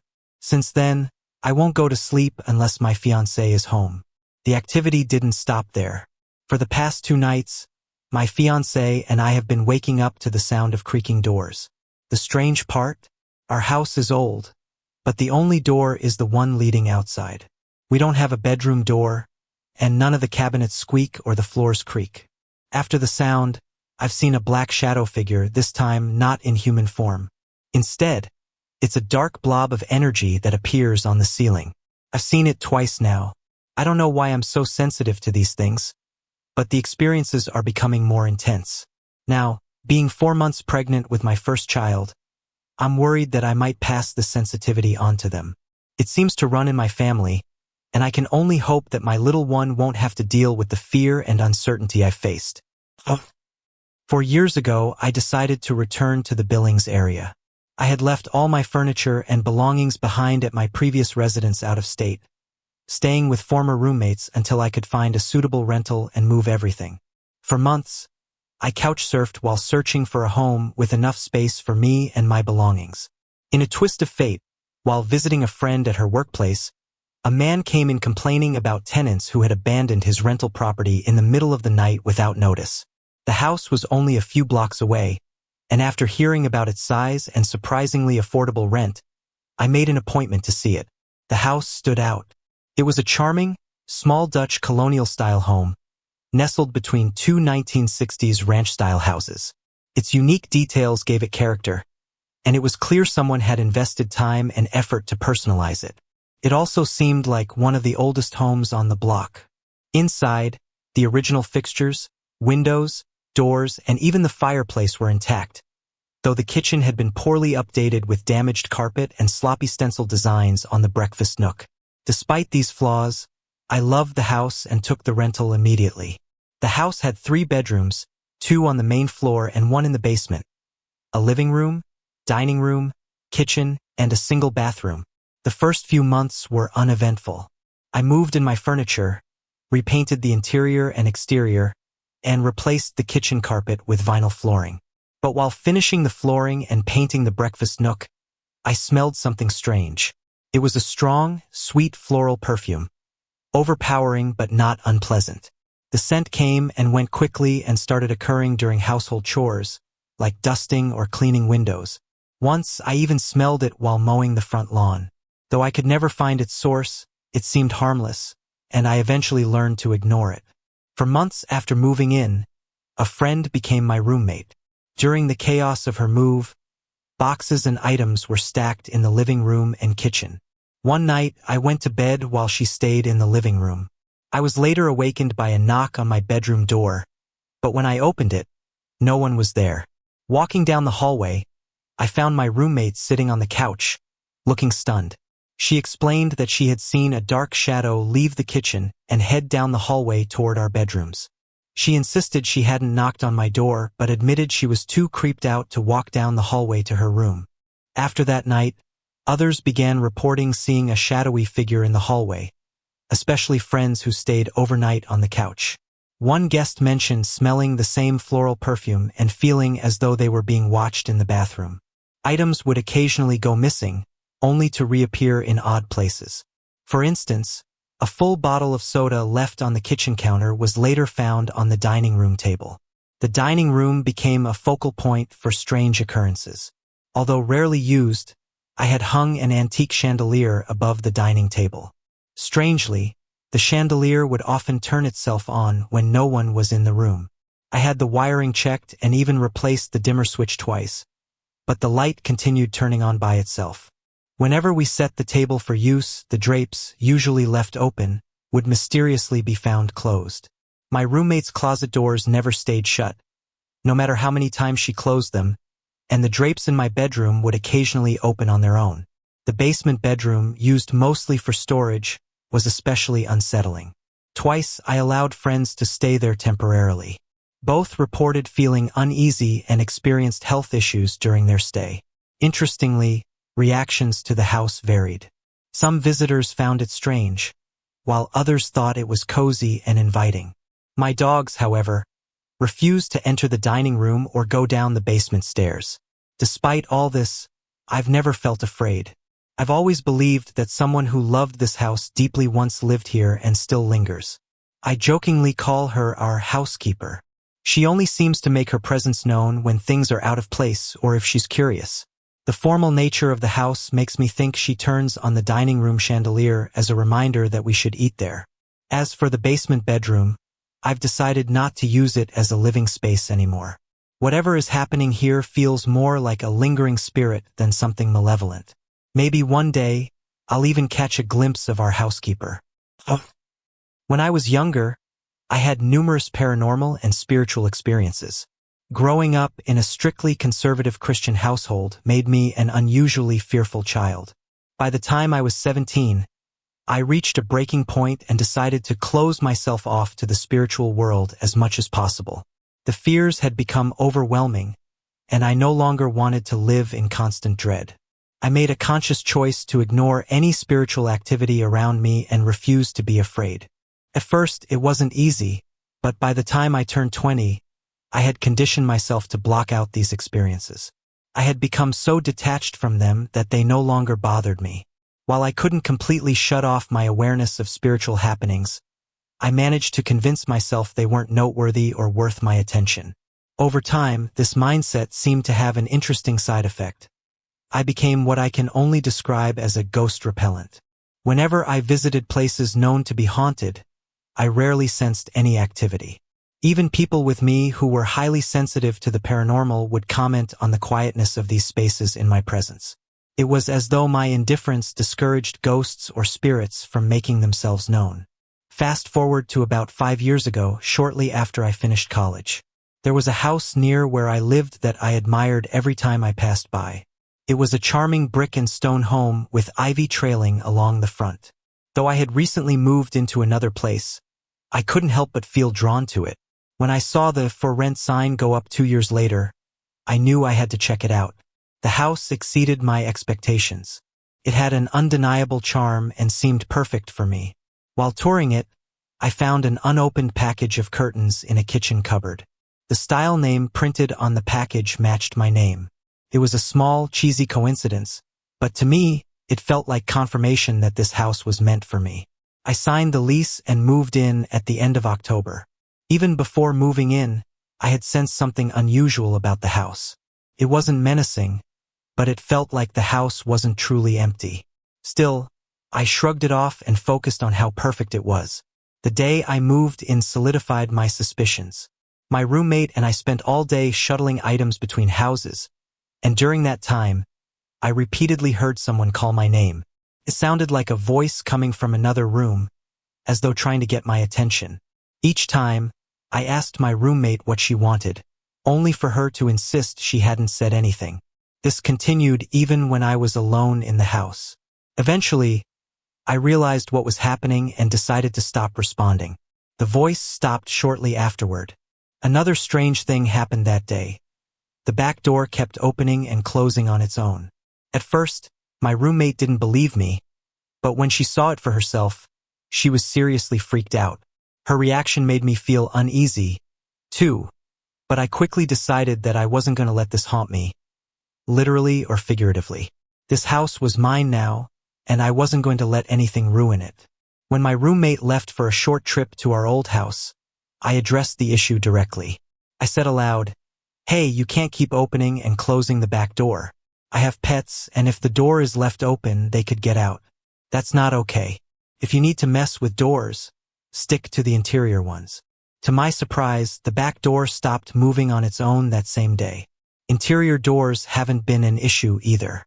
Since then, the activity in the house has been minimal. Most occurrences can be chalked up to the house's age, creaks, groans, and the like. The one exception happened about 2 weeks ago. I was leaving for work when a baking pan flew off the stove and landed across the room in front of me. It didn't feel like an attack. It was more like it was placed there to block my path. I've chosen not to research the history of the house or try to communicate with whatever might be there. My ghost-repellent tendencies seem to have kicked in, and the house has been largely quiet. I've lived here for just over a month now, and aside from the baking pan incident, there's been no significant activity. I don't know if my presence has driven out whatever was here before or simply encouraged it to rest. Either way, I'm fine with the peace. While this story might not be as dramatic as others, it's been years since I've encountered this level of activity in a place I've lived. And now, with the house seemingly dormant, I feel like I've truly made it my own. A few days or maybe a week after my dog Bear came home from surgery, something terrifying happened. He'd had part of a tumor removed, but the vet couldn't remove it all because it was on his liver. We knew the tumor would grow back and eventually take him, but the cost of a complete removal was just too high. Every night after his surgery, I slept lightly, ready to leap up at the slightest sound. I was constantly worried he might pass away in the night. It was after midnight, and Bear was panting. I opened my window and aimed a fan at him to keep him cool. He lay in his dog bed beneath the window, and I positioned the fan toward him, not the door, which was across the room. After a while, I drifted off to sleep, comforted by the light I kept on at night. Then it happened. The doorknob started to rattle, as if someone was trying to open the door. My eyes flew open, and I froze, waiting for someone to enter. I thought maybe it was my mom or one of my siblings, but then I remembered, they were all downstairs, sound asleep. My stomach dropped. I sat up, staring at the door. The doorknob kept twisting, and the entire door was shaking. It didn't make sense. An earthquake? No, the rest of the room was still. Was someone playing a prank? I glanced at Bear. He was sitting up, staring at the door just as intently as I was.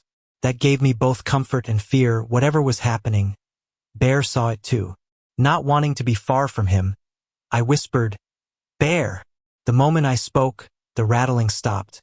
The silence that followed was deafening. I held my breath, straining to hear footsteps or the creak of the stairs. But there was nothing. I didn't sleep at all that night. The next morning, I told my mom about what happened. Her response made my skin crawl. She casually said my door moves at night. She explained that one evening while lying in bed, she saw my door slowly open, then close slightly, and finally slam shut. Concerned, she got up to investigate. When she opened the door, she only saw Bear lying awake in his bed, while I slept soundly. She added something else. My door is heavy, too heavy to be moved by a draft. It gave me chills. Mom then shared another unsettling story. While painting the laundry room walls one day, she heard a low, demonic growl. She froze, her brush mid-stroke. The two cats in the room with her also reacted. They stared intently at the vent, as if they heard it too. The day we moved into that house coincided with Bear's return from surgery. It was late July, a few weeks after my 19th birthday. The house was in rough shape. Broken windows, filthy carpets, and the smell of animal waste hanging in the air. We replaced the carpet and moved in out of necessity. We'd been evicted from our previous home and didn't have many options. From the start, the house felt wrong. Every noise made us jump, and there was an undeniable sense of something dark lingering around us. Before the door-shaking incident, I had a horrific dream. I won't go into detail, but it involved a monster in the basement trying to eat me. It was so vivid and terrifying that I woke my mom up and asked her to sit with me. I didn't sleep that night either. Other things began to happen. Mom often heard footsteps upstairs when she was sleeping downstairs in the living room. We heard cats yowling from the vents, sounds that didn't belong to our cats. Over time, the oppressive presence we felt when we first moved in seemed to fade, but my bad dreams didn't stop. They were less frequent but still haunting, involving monsters, bloody Bibles, devils, and encounters with death. 2 months ago, our landlord refused to fix the flooding basement and broken windows. We stopped paying rent and he evicted us. While packing to leave, the dark presence returned. Mom felt it most. Then, one night, something deeply unsettling happened. Mom woke up to see a teenage boy standing over her. She nudged my stepdad awake and asked, "Who the hell are you?" The boy claimed my brother had invited him over. Mom told him to leave immediately, which he did, but when she questioned my brother the next day, his reaction was pure shock. He didn't know anyone by the boy's name and hadn't invited anyone over. Who or what was that boy? Since moving out, I haven't had a single bad dream. The moment we unpacked in our new home, it felt peaceful, warm, and safe. No ghosts, no demons, just quiet. Still, I can't help but wonder what would have happened if I'd opened my door that night. Was it death coming for Bear? That monster from my dream? Or maybe nothing at all? I used to doubt my mom's stories about the paranormal, but after that house, I believe her. Oh. Sorry to interrupt. If you're enjoying the story, let me know in the comments and tell me where you're watching from. Don't forget to like and subscribe for more. Oh. Ever since I was 10, I've noticed things that most kids my age wouldn't. That was the year I saw my first spirit.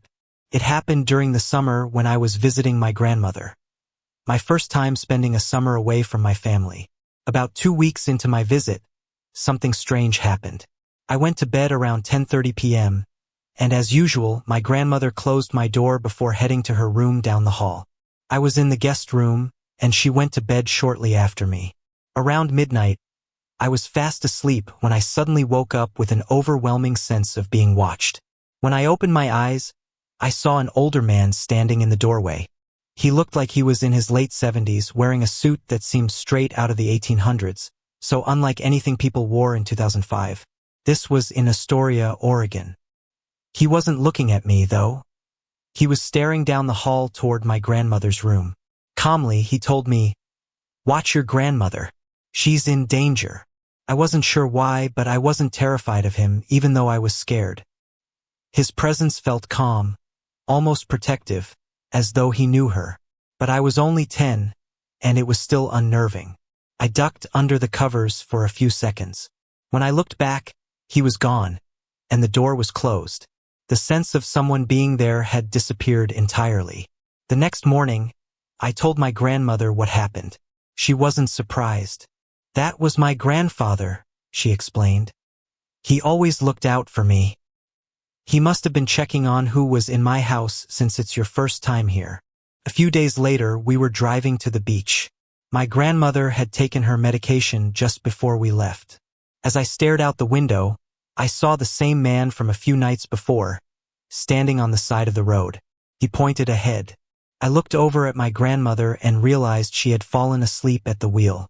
A large truck was roaring toward us from the opposite direction. Panicked, I grabbed the steering wheel and pulled us away from the truck.